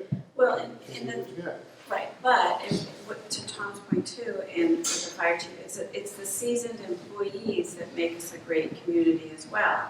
So as he said, alluded to, is that, you know, if you're at a fire, you don't want two guys who have never fought a fire. You want a seasoned employee to be able to assist. Same with the police. If you're at, you know, a tough situation, you're going to want a seasoned officer. But besides public safety, you know, I love you all, folks, but we need to talk about the other unsung heroes, because there are unsung heroes at Town Hall that don't get the credit for what they do. And we have employees, and I won't name all of them because some of them are here, that go above and beyond the job. And if they didn't go above and beyond the job, we'd have more lawsuits. We would have to hire more agents. Like, there are things that go down every day that it's important to maintain those people, because it saves us money in the long run. So we're not just trying to be nice people, we're also trying to save the taxpayers and still provide an excellent service by maintaining them, by trying to figure this out. And again, at the end of the day, we may not be able to figure it out, but you have our commitment that we're going to try everything we can to make it happen, because it's all valid points. Is there anybody else? I have a question. As a finance committee, do you reach out to the benchmark towns and do research as to how they handle their staffing and budgets and things like that? I'm just curious how much communication you have. I work for the Worthington Personnel Board, and I do a lot of research for them at different times. I've been there for 7 years. And it's very interesting when I reach out and I talk to the other towns, just how they actually staff and how their budgets are. Do you ever reach out and look at the benchmark? So typically, when we've reached out, me personally, I've looked at Plimpton and Kingston. But they're not benchmark. Right. So when we look at the other benchmark towns, like Hanson's one that I've looked at, I've talked to their finance committee chairman before. I have not done it yet this year. I haven't reached out to their committees. Well, I'm doing some research right now. I'm not going to say any positions or anything like that, but some positions in other towns, for example, Whitman and Hanson, we might have a 40-hour per week person. And I'm not for layoffs or anything like that, but it's just something to look at, maybe not this year, but going forward. We're a small town. Whitman's a lot bigger, but they don't have a person in a certain position. And it's just something to look at going forward. I think there might not be enough time right now to actually look at how the town is staffed, but I do think it needs a look. I do think you should consider looking at it. And I'm the secretary for the board, and I do all the research and then I report back to them. So it's nothing that's going to be additional on any of your plates if you're a secretary to do it. So I just wanted to mention it. Thank you. Thank you. Does anybody else want to speak? So, you want to talk about timetable, where we're going? Or? Yeah, so timetable, so Silver Lake will have their meeting tomorrow night, and then March 8th. You guys have to vote a budget at the March 8th, or could it be extended out a few Well, weeks? it's 45 days before town meeting. I'm not sure if we could squeeze in one more. Okay, so before then, I mean, possibly, but it's difficult to get a quorum. So more than likely March 8th, I would guess. I would hope. I would expect. okay, If we're holding another meeting, we get a big roadblock. okay. So basically, Silver Lake is a large block of this budget, so depending upon what happens with their budget, I mean, you can always vote down, one or two towns could always, whatever, but if we're working with them, basically March 8th, we'll have a marching orders basically for what we have going forward, for how much we're looking to cut. I mean, the finance committee and selectmen, if we're gonna try to leave $300,000 on the table, and you wanna give a 2% raise increase, That's basically $100,000 for 2% for everyone, not including schools. So we'd be looking at cutting $150,000 from what we have in our budget book right now, including Silver Lake's suggested cut that we have estimated. And that's keeping the 300,000 like Yes. cushion. Yes, Is that including any cuts from the school? not the elementary school, but Silver Lake's estimated cut. Okay. So we'd be looking at $150,000 from that point. If we're looking from what Silver Lake's number is right now, it would be 128 plus the 150, so we would get 278. What, based on version 1? Based on Yeah, version, which is always just our beginning, right. like, a starting point. So if anybody looks at our budget sheet right now, we have version 1's number in there because that's the number that we're given. So we would totally be looking to cut $280,000, including that number. So we're gonna be talking about cutting $150,000 from the budget. And looking at departments, looking at services, and seeing. I mean, basically, we're gonna have to meet with the selectmen again next week. And talk about what services we're gonna look at. Does anyone else have anything to say? I just as a taxpayer more so than anybody else, I appreciate the fact that the town wants to be fiscally smart and have a buffer, keep a cushion. I think it's the right thing to do, no matter how we have to come up with it.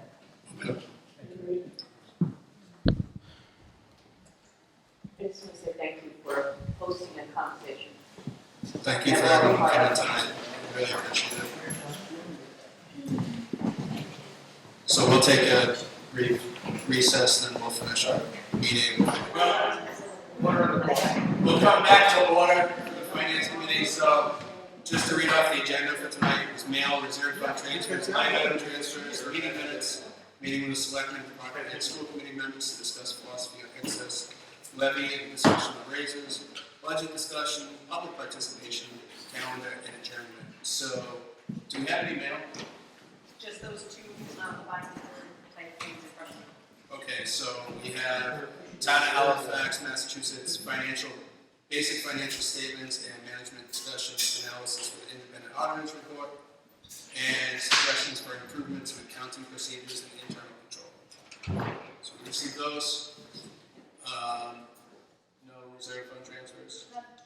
Okay, budget discussion, so selectmen here, so,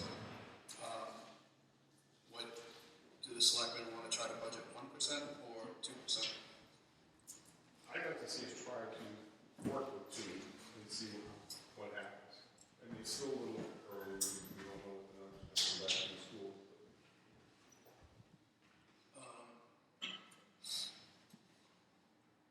Okay.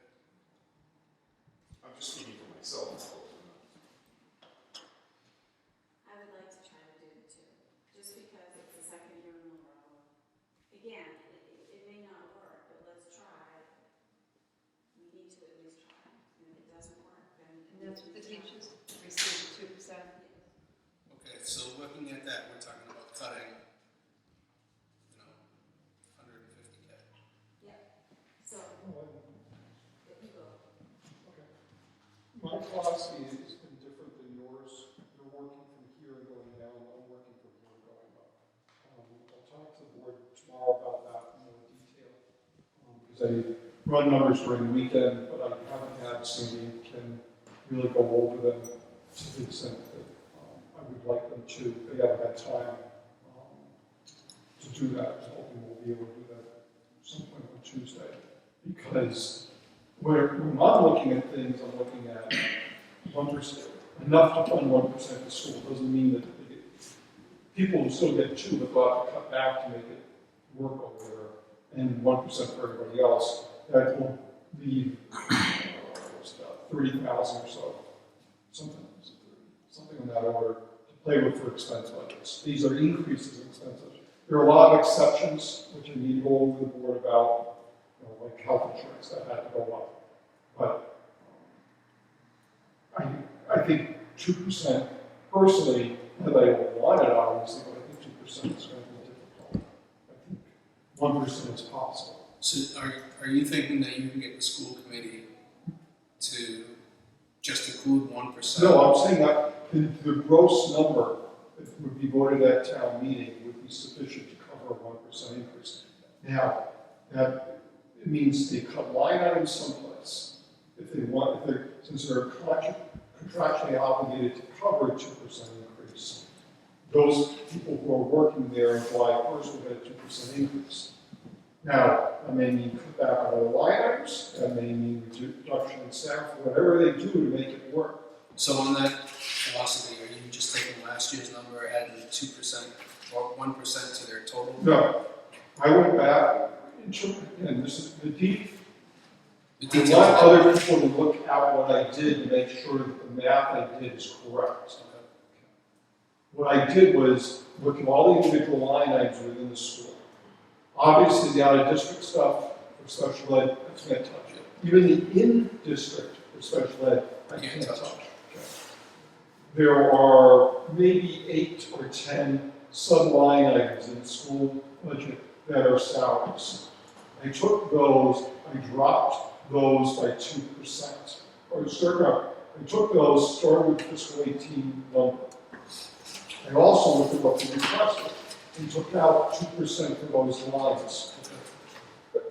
There are, whatever the difference is, I'm assuming are step increases.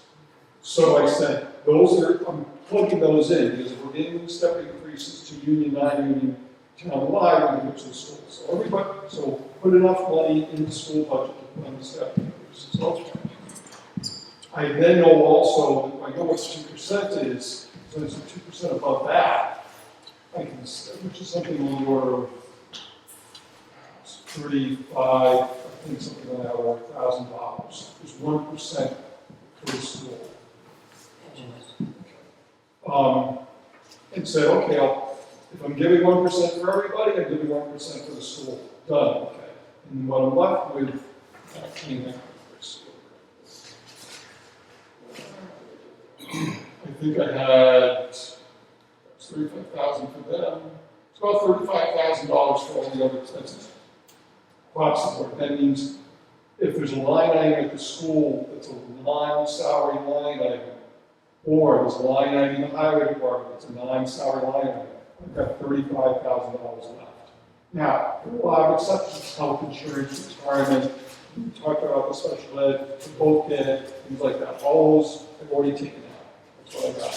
But I didn't want a situation that, where my philosophy was not to say that we can't get budget increases, but to say, I'm not going to disadvantage those departments that came in and came into a level number for their budget, and other people didn't, and that we work backward from fiscal 19. I'm working out from the fiscal 18. If somebody could already increase a line item from 18 and 19, let's justify it out of that amount that's left. I mean, obviously, you play this any way you want. If the philosophy is we're going to fund 2%, well, $35,000 disappears, and we're doing 2% for everybody, then I need to find another $48,000 or so. And that's cuts from fiscal 18, not cuts from fiscal 19. But again, I spent a couple of hours on the, obviously spent time before this, but in detail on Sunday, working this out. I wasn't here today, I was working with transportation detail for my family. So I haven't had a chance to talk with Cindy and Kim. So I say, are these numbers legit? My plan is to hope to spend some time tomorrow. If they're correct, or even if I need to make changes, to talk to the board about them. The board may be in full disagreement with me, which is fine. But I'd like to at least know my numbers are right. And it may reflect the fact that what you're saying is, if you want to work it from top down, but I'm working from bottom up, because I'm saying, if I want an increase, I need to justify it. Not let's do everybody 100% across the board, cut back, because and whether it's expense accounts or you include salary accounts, there are whole batches of account in debt, and so you can't cut that 1%. Right, so you gotta make up that one. Yeah, because now a 1% decrease, it comes at 2 or 3%. Right, so that's an option that Charlie came up with, and then this afternoon, just quickly, Sandy and I had a few minutes to spend together, and then I had to work on transportation. But, we were floating by, like, what would 1% cut across the board, because I don't know who was in the town, when we did like across the board, 8%, 2% cut, so what does that look like? Yeah, it did, see, that was a great idea. But, so what Sandy did is that she took out the debt, because we can't do debt, and we cut, she took out the steps, right? I took out the debt and the fixed assets. Yes. And I didn't take out the steps. Yeah, she didn't take out the steps. So, we, like I said to the crowd, like, we just did, let's pretend it's your department, what does that look like to you? And, yeah, it was like, what was it, $1,400 cut overall for your budget? It was, if I took just try to cut my budget by 1%, it would cut my budget by $1,200. My expense line is $1,860, so. So it means you can't cut it off from expense, you've got to cut it from salaries. That's right. Yeah. And then it comes down. And I think that just looking at what we've done over the past 8, 9 years, what I've been hearing previously, I think the expense budgets are pretty much all at minimum funding. I mean, maybe there's a couple places to change, but It's significant. That's going to severely impact free cash. Yeah, so one other thing we should mention too, and this happened within capital planning. So, besides the schools, what are the next biggest departments? That would be public safety. So I did the, trick or treating at their facility to see if I could get any donation. And so what we pulled off at the fire department is, I know the chief was talking about certain capital items that are recurring on the capital plan. His wish was someday that they get rolled into the operational, because it really is an operational expense, because he has to order these supplies every year. So this year we had another change in staff, and he's not kidding. Today we got another, somebody else gave the notice today, which he didn't mention. which makes sense now. Yeah, because so we thought maybe it's a movement because he had level funded his salary. So last week we asked him if he could just look at it to see, if you want to fit those items, what does that look like for your budget? So he was able to accomplish it. So it freed up money on our capital plan. So it's essentially taking an $18,000 cut to his budget, his operating. But you're not going to see that on the operational side because he fit in those capital items previously. So he's kind of looked for $18,000. And then I went to the police station. His salary thing is a little different. We typically have had surplus in that line item. Yeah. The problem that we have going this year, we're not going to have any surplus. In fact, he's going to barely make it because we've had some guys out, so we've had some serious overtime that we've had to pay. On the other thing is we just became full staff again. We have been full staff. So there's not a lot of movement on the salary line, but there may be $5,000 to $7,000 that we can take from one of his expense accounts. So we're kind of working on that. So, those are the kind of things that I think we can try to see if we can get some donations, but it's not going to solve a $180,000 problem. No, but every one of those $5,000 to $7,000 adds up. It doesn't take long to make 140. It's 20 cuts. That's $7,000. If you take, if we've taken from the, the 4 biggest departments, so the lake, Halifax Elementary, Defense, Public Safety, whatever is left is pretty minimal, as you would agree, in the sense of, because we can't really do much with the library.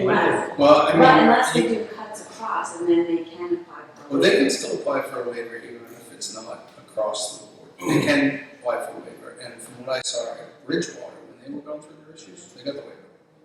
Yeah, but don't they have to make it up? No, because the waiver allows them to set the limit at the previous year's number. Oh, okay. Okay, so I was under the impression back and make up for all those years that you. From what I read on that language for the waiver was, you have to basically level fund them for the next fiscal year, although you can ask for a waiver again that year. Sandy? So I went through and I took out every expense line that asked for an increase, and I took that increase out. We would save about $25,000 if you level funded every expense line. So that would be, I mean, my expense line, I put in an increase of, I don't know, like $100 or something, I'm not sure. But I just took all those increases out, put level funded across the board, and it came to about 25,000. Well, like, were some of those expenses,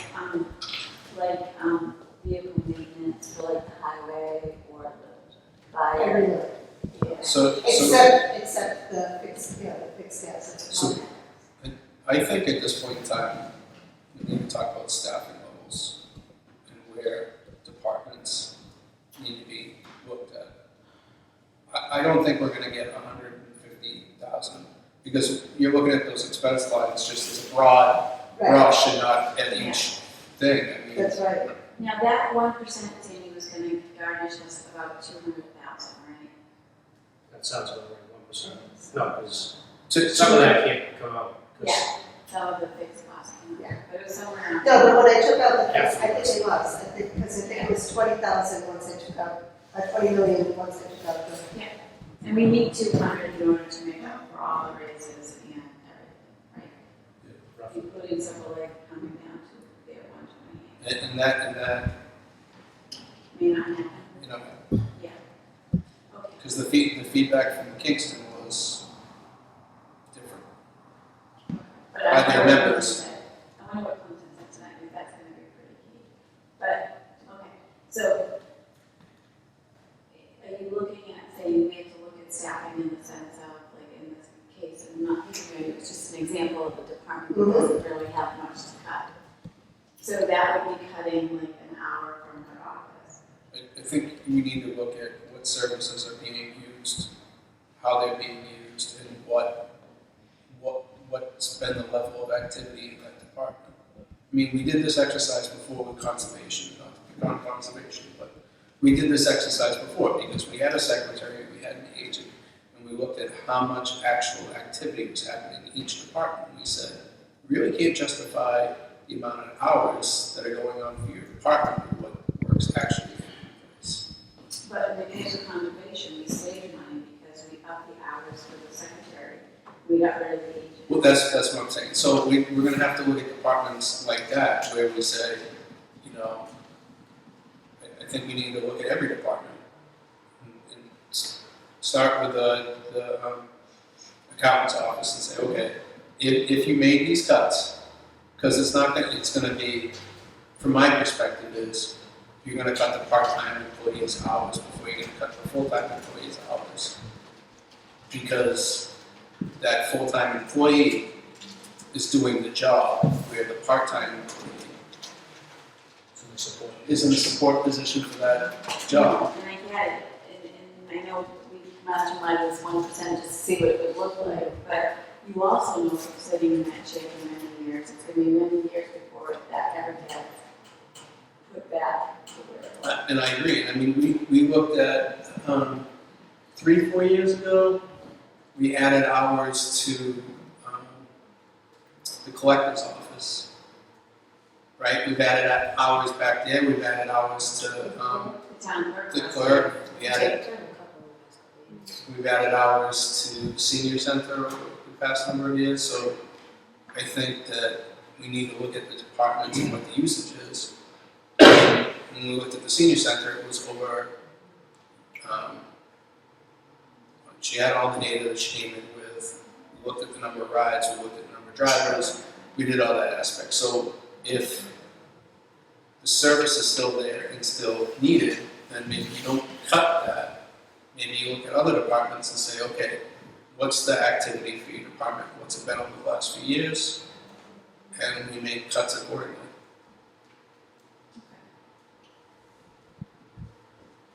I mean, That's the only way I can see, that's the only way I can see funding 2% increases Right. to make cuts. There's just no money in the budget. So, like, when you look at our budget going up, you have $400,000 the upcoming fiscal year with $300,000 in new growth. And if you see, you know, the elementary school grows by 3.7% this fiscal year, is $187,000. Realistically, they're going to grow by approximately the same number the following year. Silver Lake is the same thing when you look at theirs. So if you look at that, I mean, the money's all gone. The issue is we have so many residents in town and not enough business. We're 92% residential, if not more, when you figure in where there's homes where others own these. The real issue is we need to look at retarding the growth of new homes and not growing new homes as much, because every new home is roughly new kids in the school. Unless it's over 55, and then if we don't have that more kids in the school typically, we may have some, but also, you know. But any 55 units can file for a variance. Yes, but it also brings, and I'm not being smart, but this is the reality too, it does also bring in sometimes revenue on the ambulance side too. No. Kim, I gotta give you credit for looking on the bright side of life from the morbid side. So I would have said we're going to increase services to the fire department. Kim's response is we're going to get more money from that ambulance. That's true. I'm sorry, it is true. But I mean, They're there constantly. the issue is are the way that we're developed as a town. Nobody wants to come here and put in a business, right? Because we're 20 minutes from everywhere. Well, that's the bottom line. We're just we're just not attracted to most businesses. We'll get some small businesses. That's why we kind of latched on to the development on Thompson Street and River Street there. That was, that if in fact we can come up with an agreement, in fact legislation, the language, all of that falls into place. That's huge revenue growth. Yeah, but let's spend that money once it's built. No, I understand, but for the future. But other than those kinds of things, we're not going to get that kind of development. There's just no, we don't have anything here. We're going to get another pizza. Anybody shipping anything is not going to come in. Yeah, right. I love this town, and my husband couldn't even put his business in this town. Really? So I think you saw the special needs just continue to grow over the number of years. And as we get well known for having a great special needs program, you're going to continue to see that number grow too. Until the problem for our committee is we don't know what the inside details of the special needs are. Do we have huge placements that are 19 and 20 years old that come off the books at 22? Or are those huge placements at 3 years old, and the only ones that are dropping off the books are the smaller placements? I know we had this discussion with the elementary school. Have you heard from anybody in this No. department? Okay.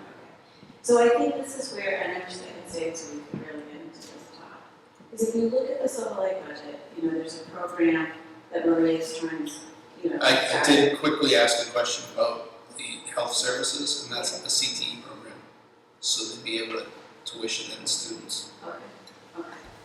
So we need to really look at the sped thing, and it is so high that we need to look at how we handle the sped and these programs. And the reason why Maria is so attractive to the school system is that she had experience in creating these programs to be able to keep kids in the system.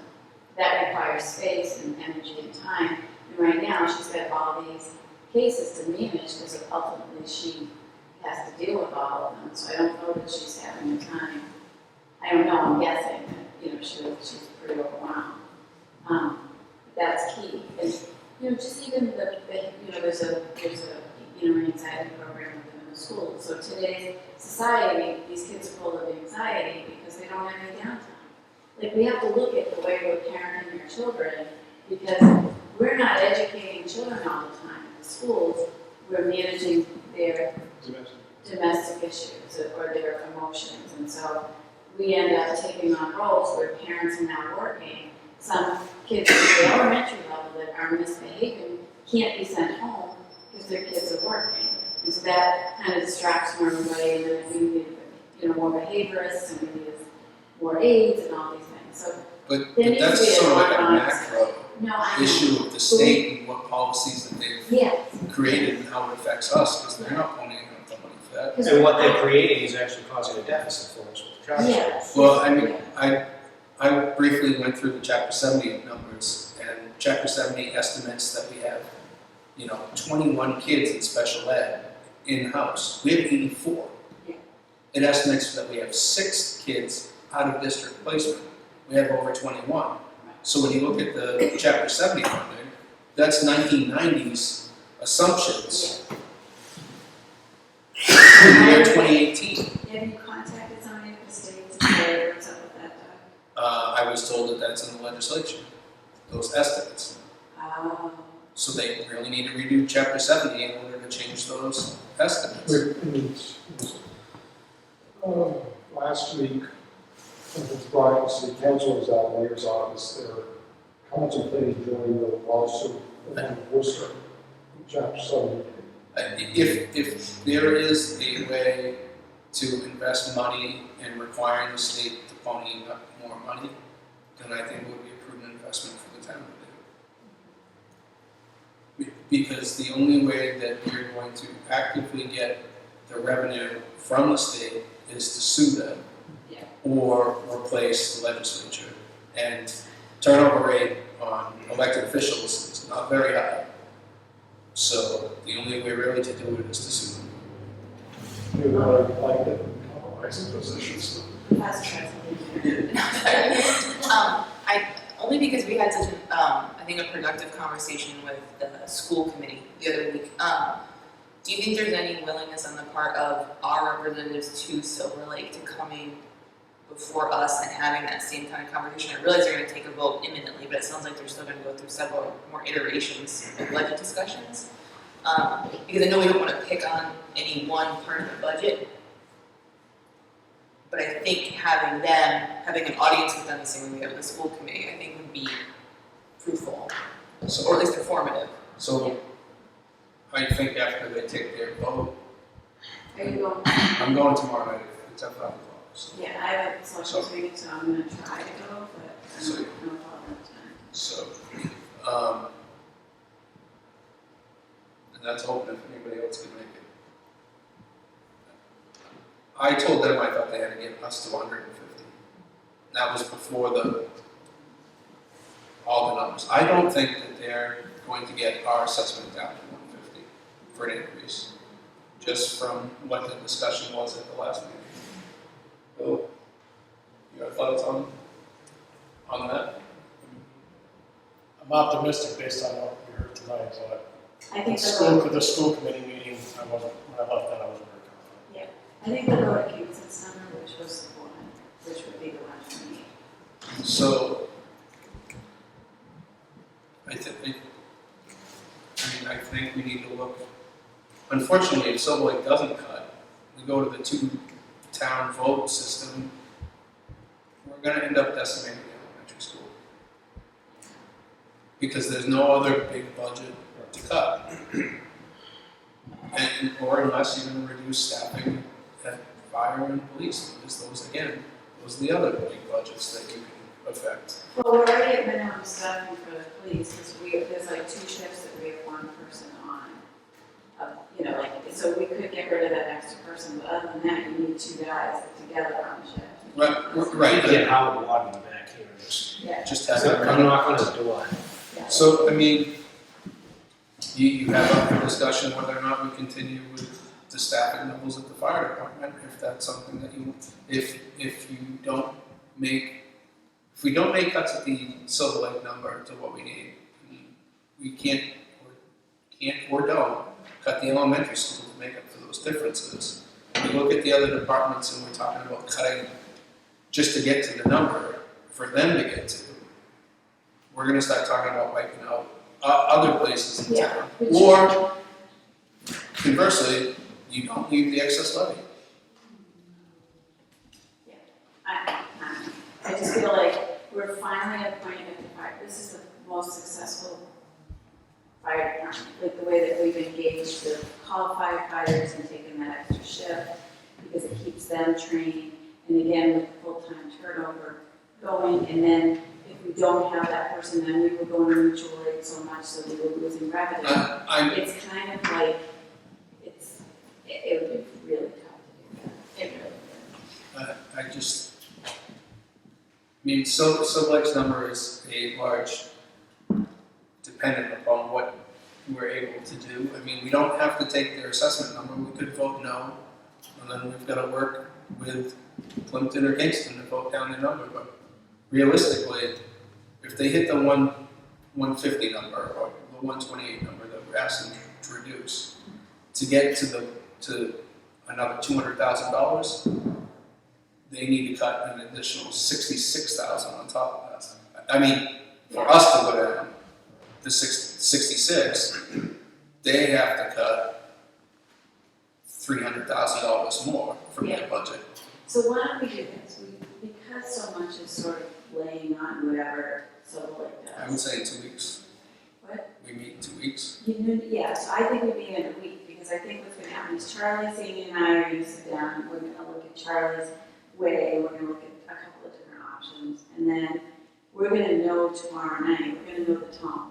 Because even if they say, well, they're going to have a couple of, maybe morning spring will put up a fight, maybe that's why they don't, they could get it, resolved tomorrow, or whatever. I'm just saying that I'm hopeful that they will resolve it tomorrow, and maybe they won't be pushed off. Even if they resolve that number tomorrow, we're still looking at, $150,000 to go. No, I know, but it's better than 300. Oh, So why don't we meet next week, like we'll touch base again next week, we can present a bunch of different options, right? Priorities, like when we did it, we did cuts like back in 2003 or 4, I don't remember what year, but we did priorities. Like we protected fire and police because we were at minimum staffing back then. And I think it was like the accountant was kind of, no, because we needed an accountant. You only say that, it's here. No, I'm not. Well, it's better to say the person that's here than something that's not. No, but like there's certain stuff that we need to pass, and we need certain staffing in the tax collector. So there was a couple of departments that we were like, whatever. And we, like the board of selectmen, secretaries, hours, needed to be looked at. And we're willing to look at all of those things that are not absolutely, it'll make all of our jobs tougher. I just had a thought about the treasurer collector. Was it how many weeks ago we covered about $90,000? You have to be here to be able to do that stuff, and that's the dilemma. It's the only way we're going to get some significant free cash if we continue to collect their taxes. Are the department heads, my expectation would be the department heads will be managing the labor appropriate for the need for the town, right? So is the question really, what heads do we cut in terms of releasing, or hours to be cut, or services to reduce? Well, All of the above. I think all of the above, and so, obviously we do it in order, which we want to be able to maintain as many services that affect the taxpayers, number one. A lot of this stuff is done, behind the scenes, But, it may be a combination of all of that. It may be a 1%, 0.75 across the board. It may be all these. How are people going to feel about cuts in the departments and their hours diminished and others that get their raises? Let's all talk about the elephant in the room too.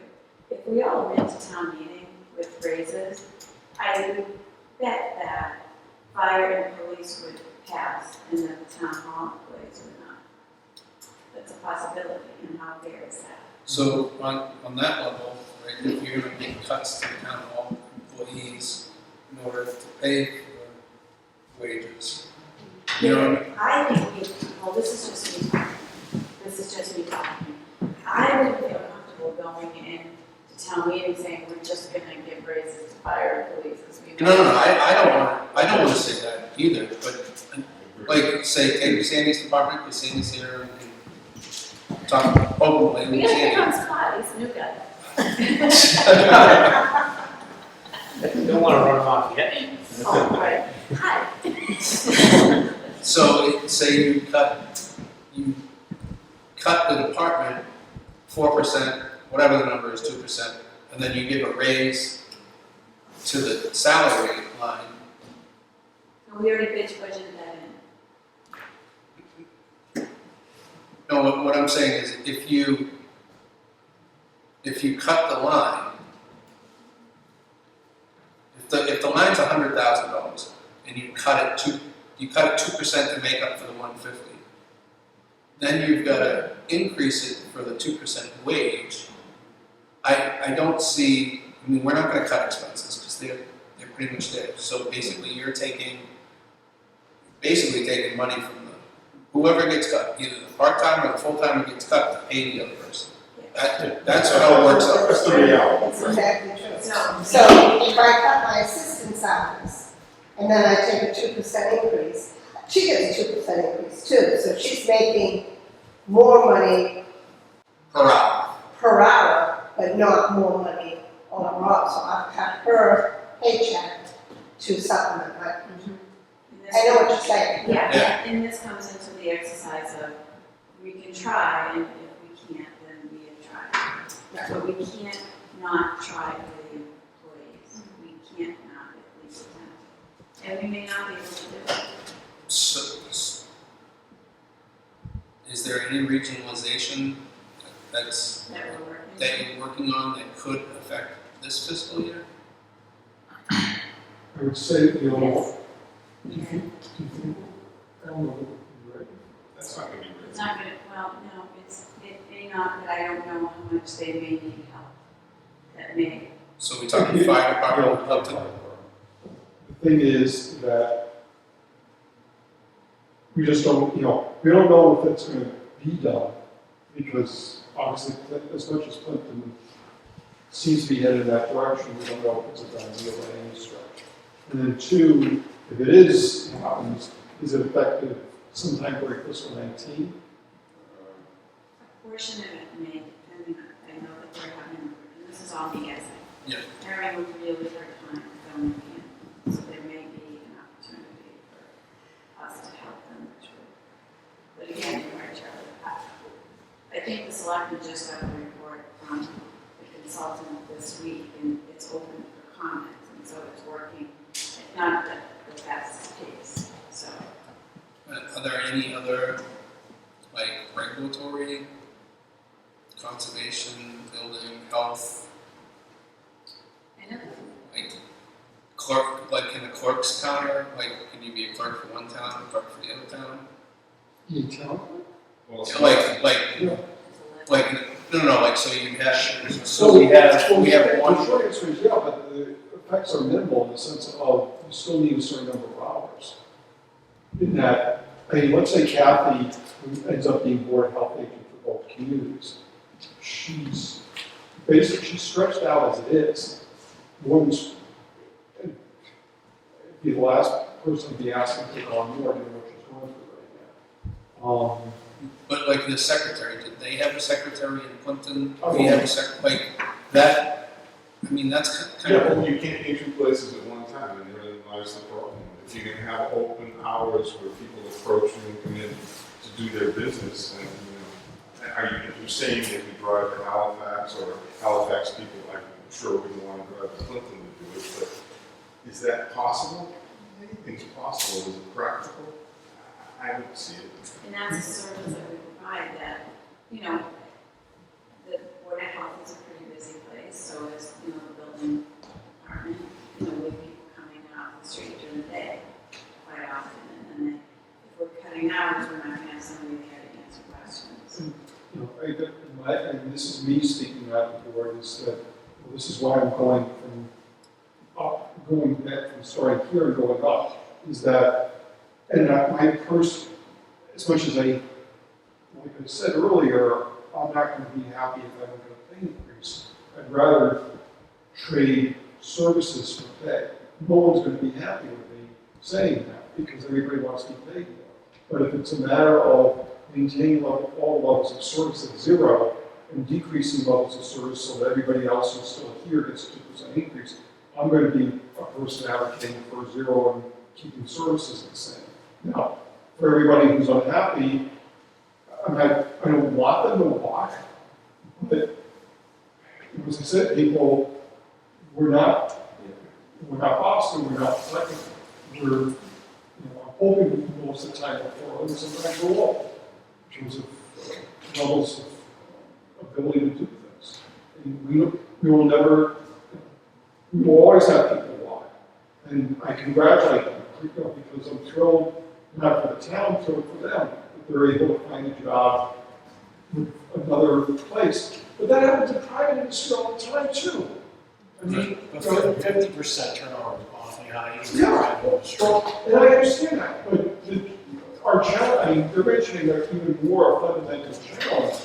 I mean, do we set up a system that we pay for the education for paramedics and then, sign into, well, we have Sign into a 2-year. Yeah, basically, they'll have to refund the money or something like that, but even, we're talking health insurance. And I know we're not going there, but 75-25, for instance, okay. Immediately, I got to find $500,000. That's just for people who are on it right now. If I go to 75-25 for health insurance, we're going to get a whole blast of additional people onto the system. Right, at $12,000, $18,000 a year per person.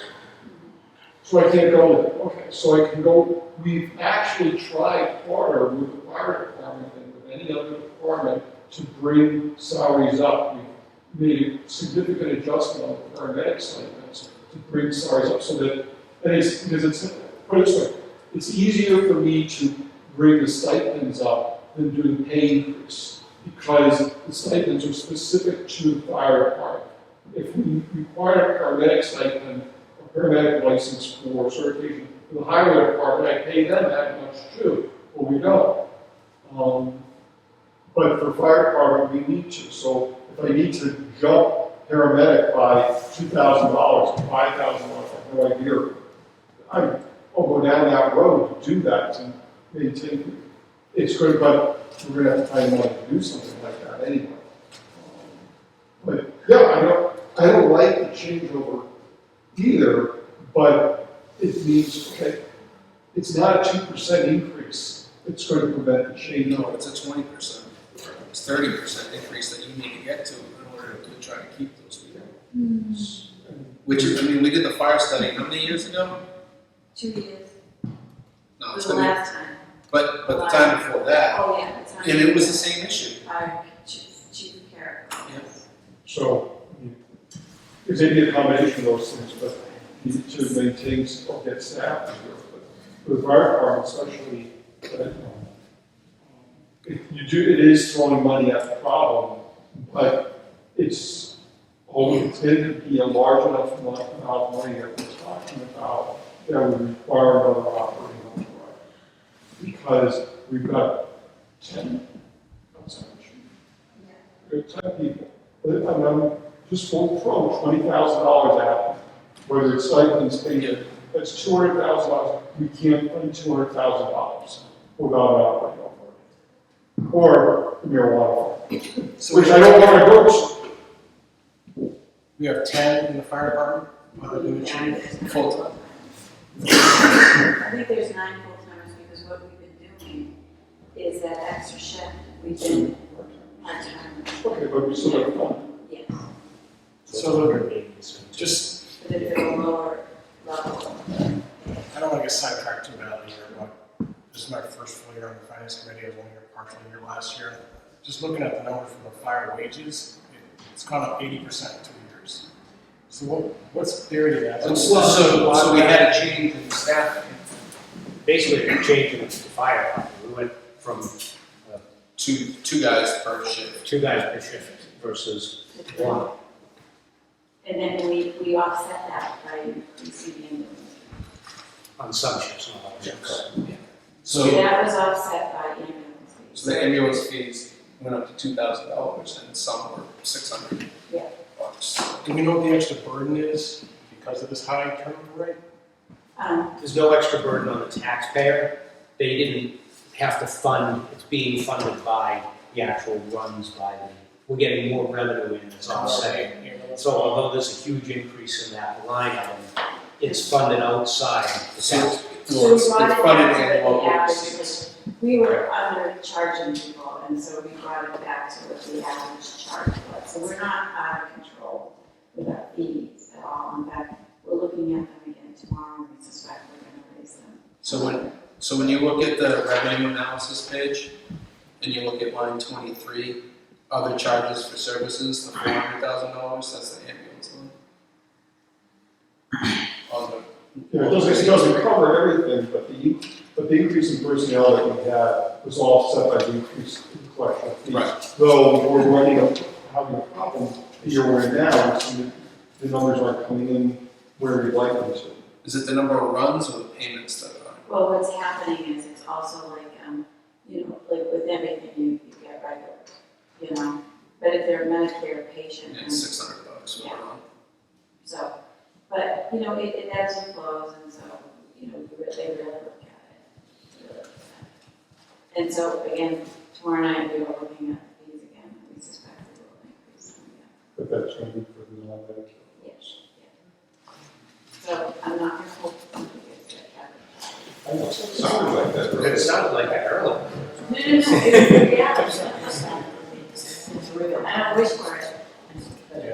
Yeah. Here's where I was going, if there's 10 heads, and there's a $25,000 salary gap, that's $250,000 annually, but we're giving up $500,000 to fund it.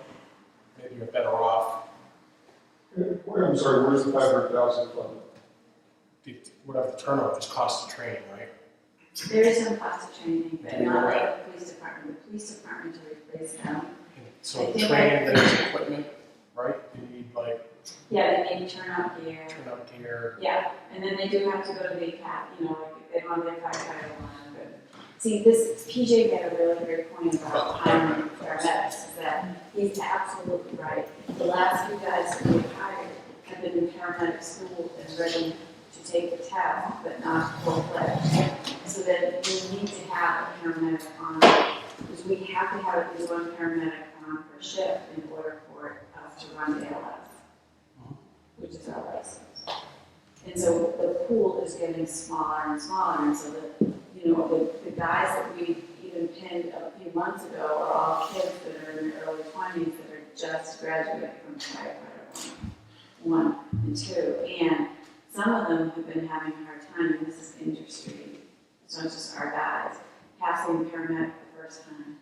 So we have people who have taken it a couple times and haven't quite passed it. And then, that we did have an 2 people that didn't make it the third time. Chief was pretty patient, but we had to have them move on.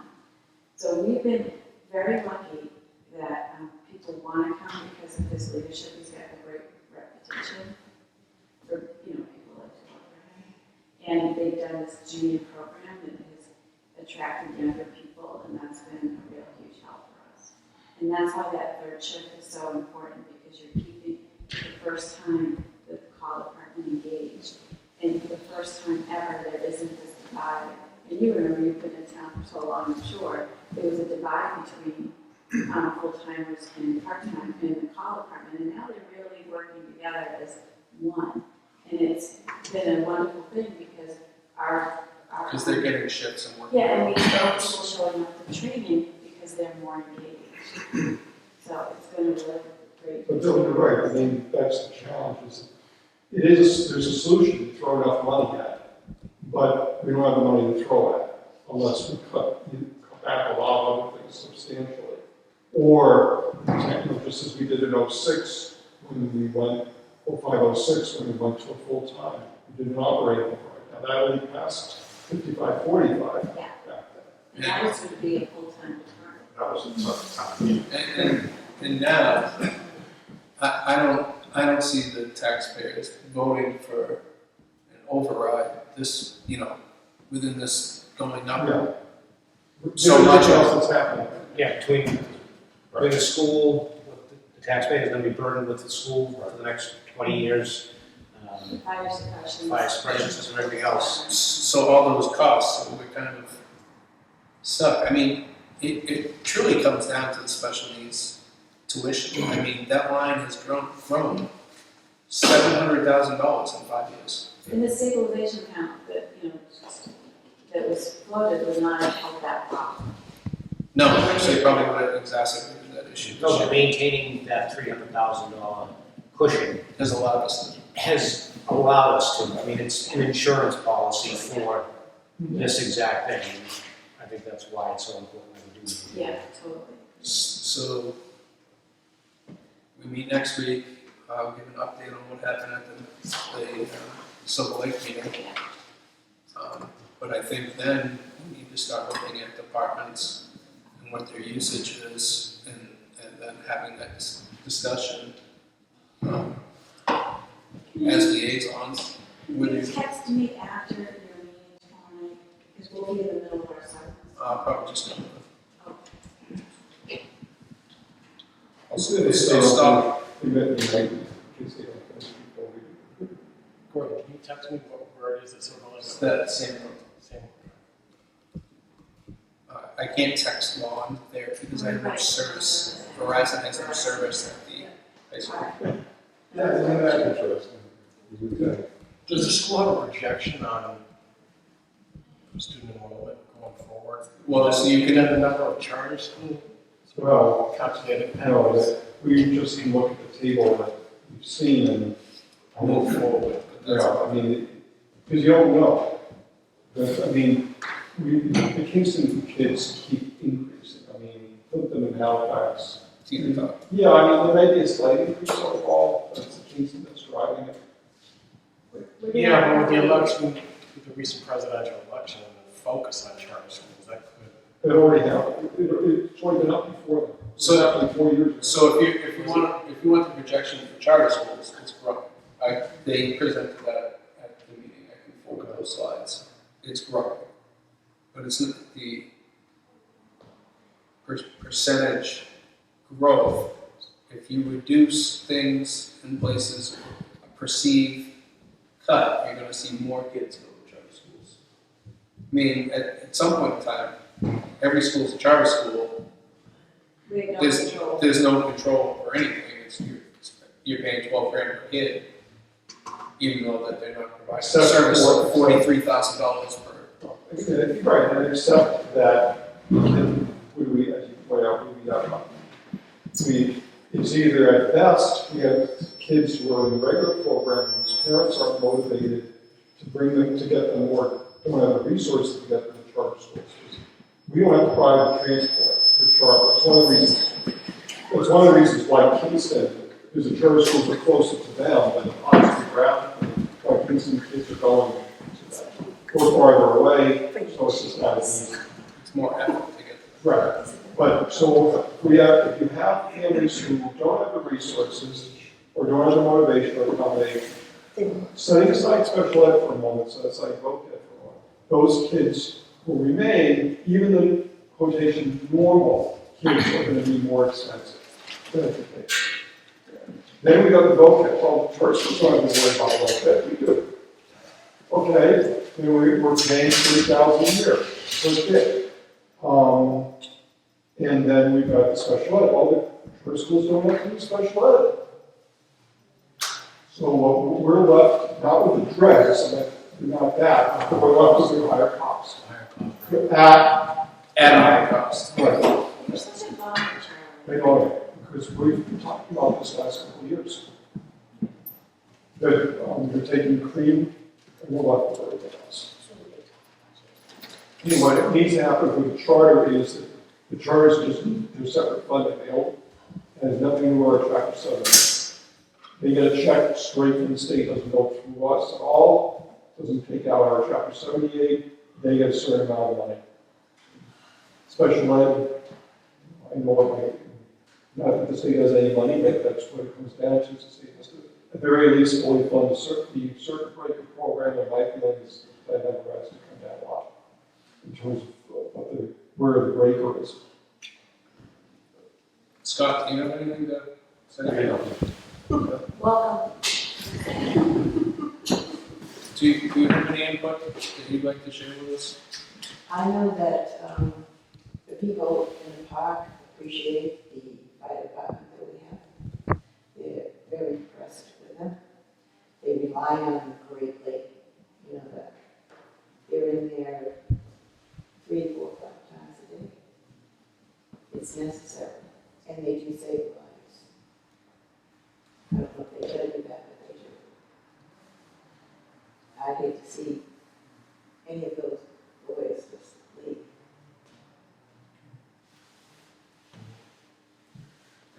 I do know that the police department, we're talking about people leaving quickly. The police department today, I was talking to someone down there, and they're saying some of their trainees, they're under obligation to pay back their cadet training. They were looking for jobs other places while they're still in the cadet program, and they were paying back what was owed, but hadn't been paid for the cadet program, but because they left to another town. Yep. So, before the reason, fully fledged. Yeah. So they're writing a check for $3,000, saying, thanks, but I'm out. Very true. Okay, well, thank you for everyone coming. See you next week. But we'll see you tomorrow. They want to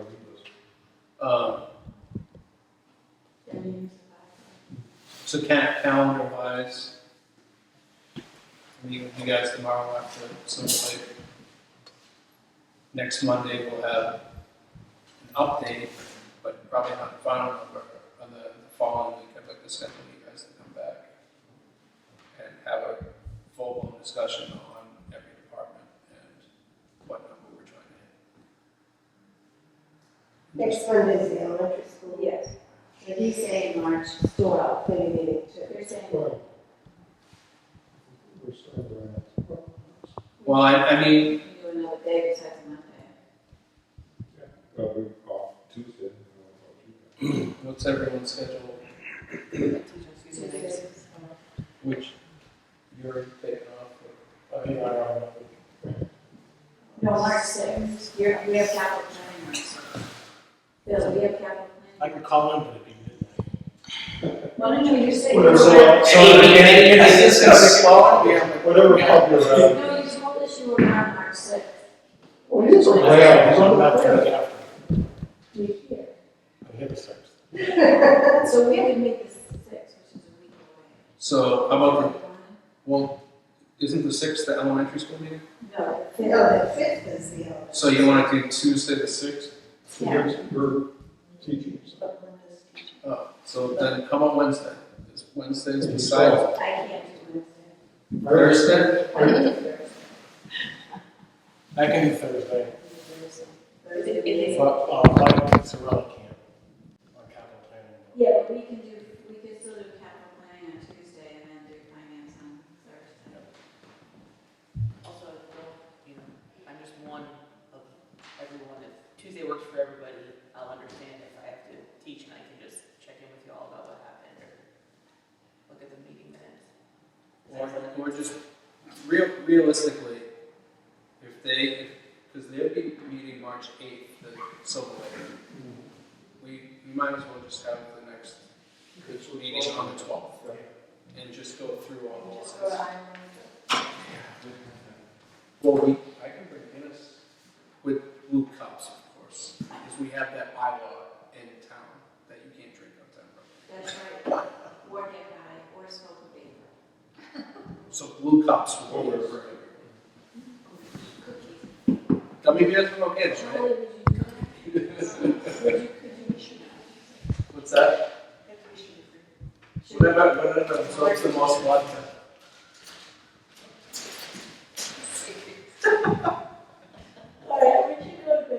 Alright, is there a motion to adjourn? There is. second? Second. All in favor, aye? Aye. Thank you.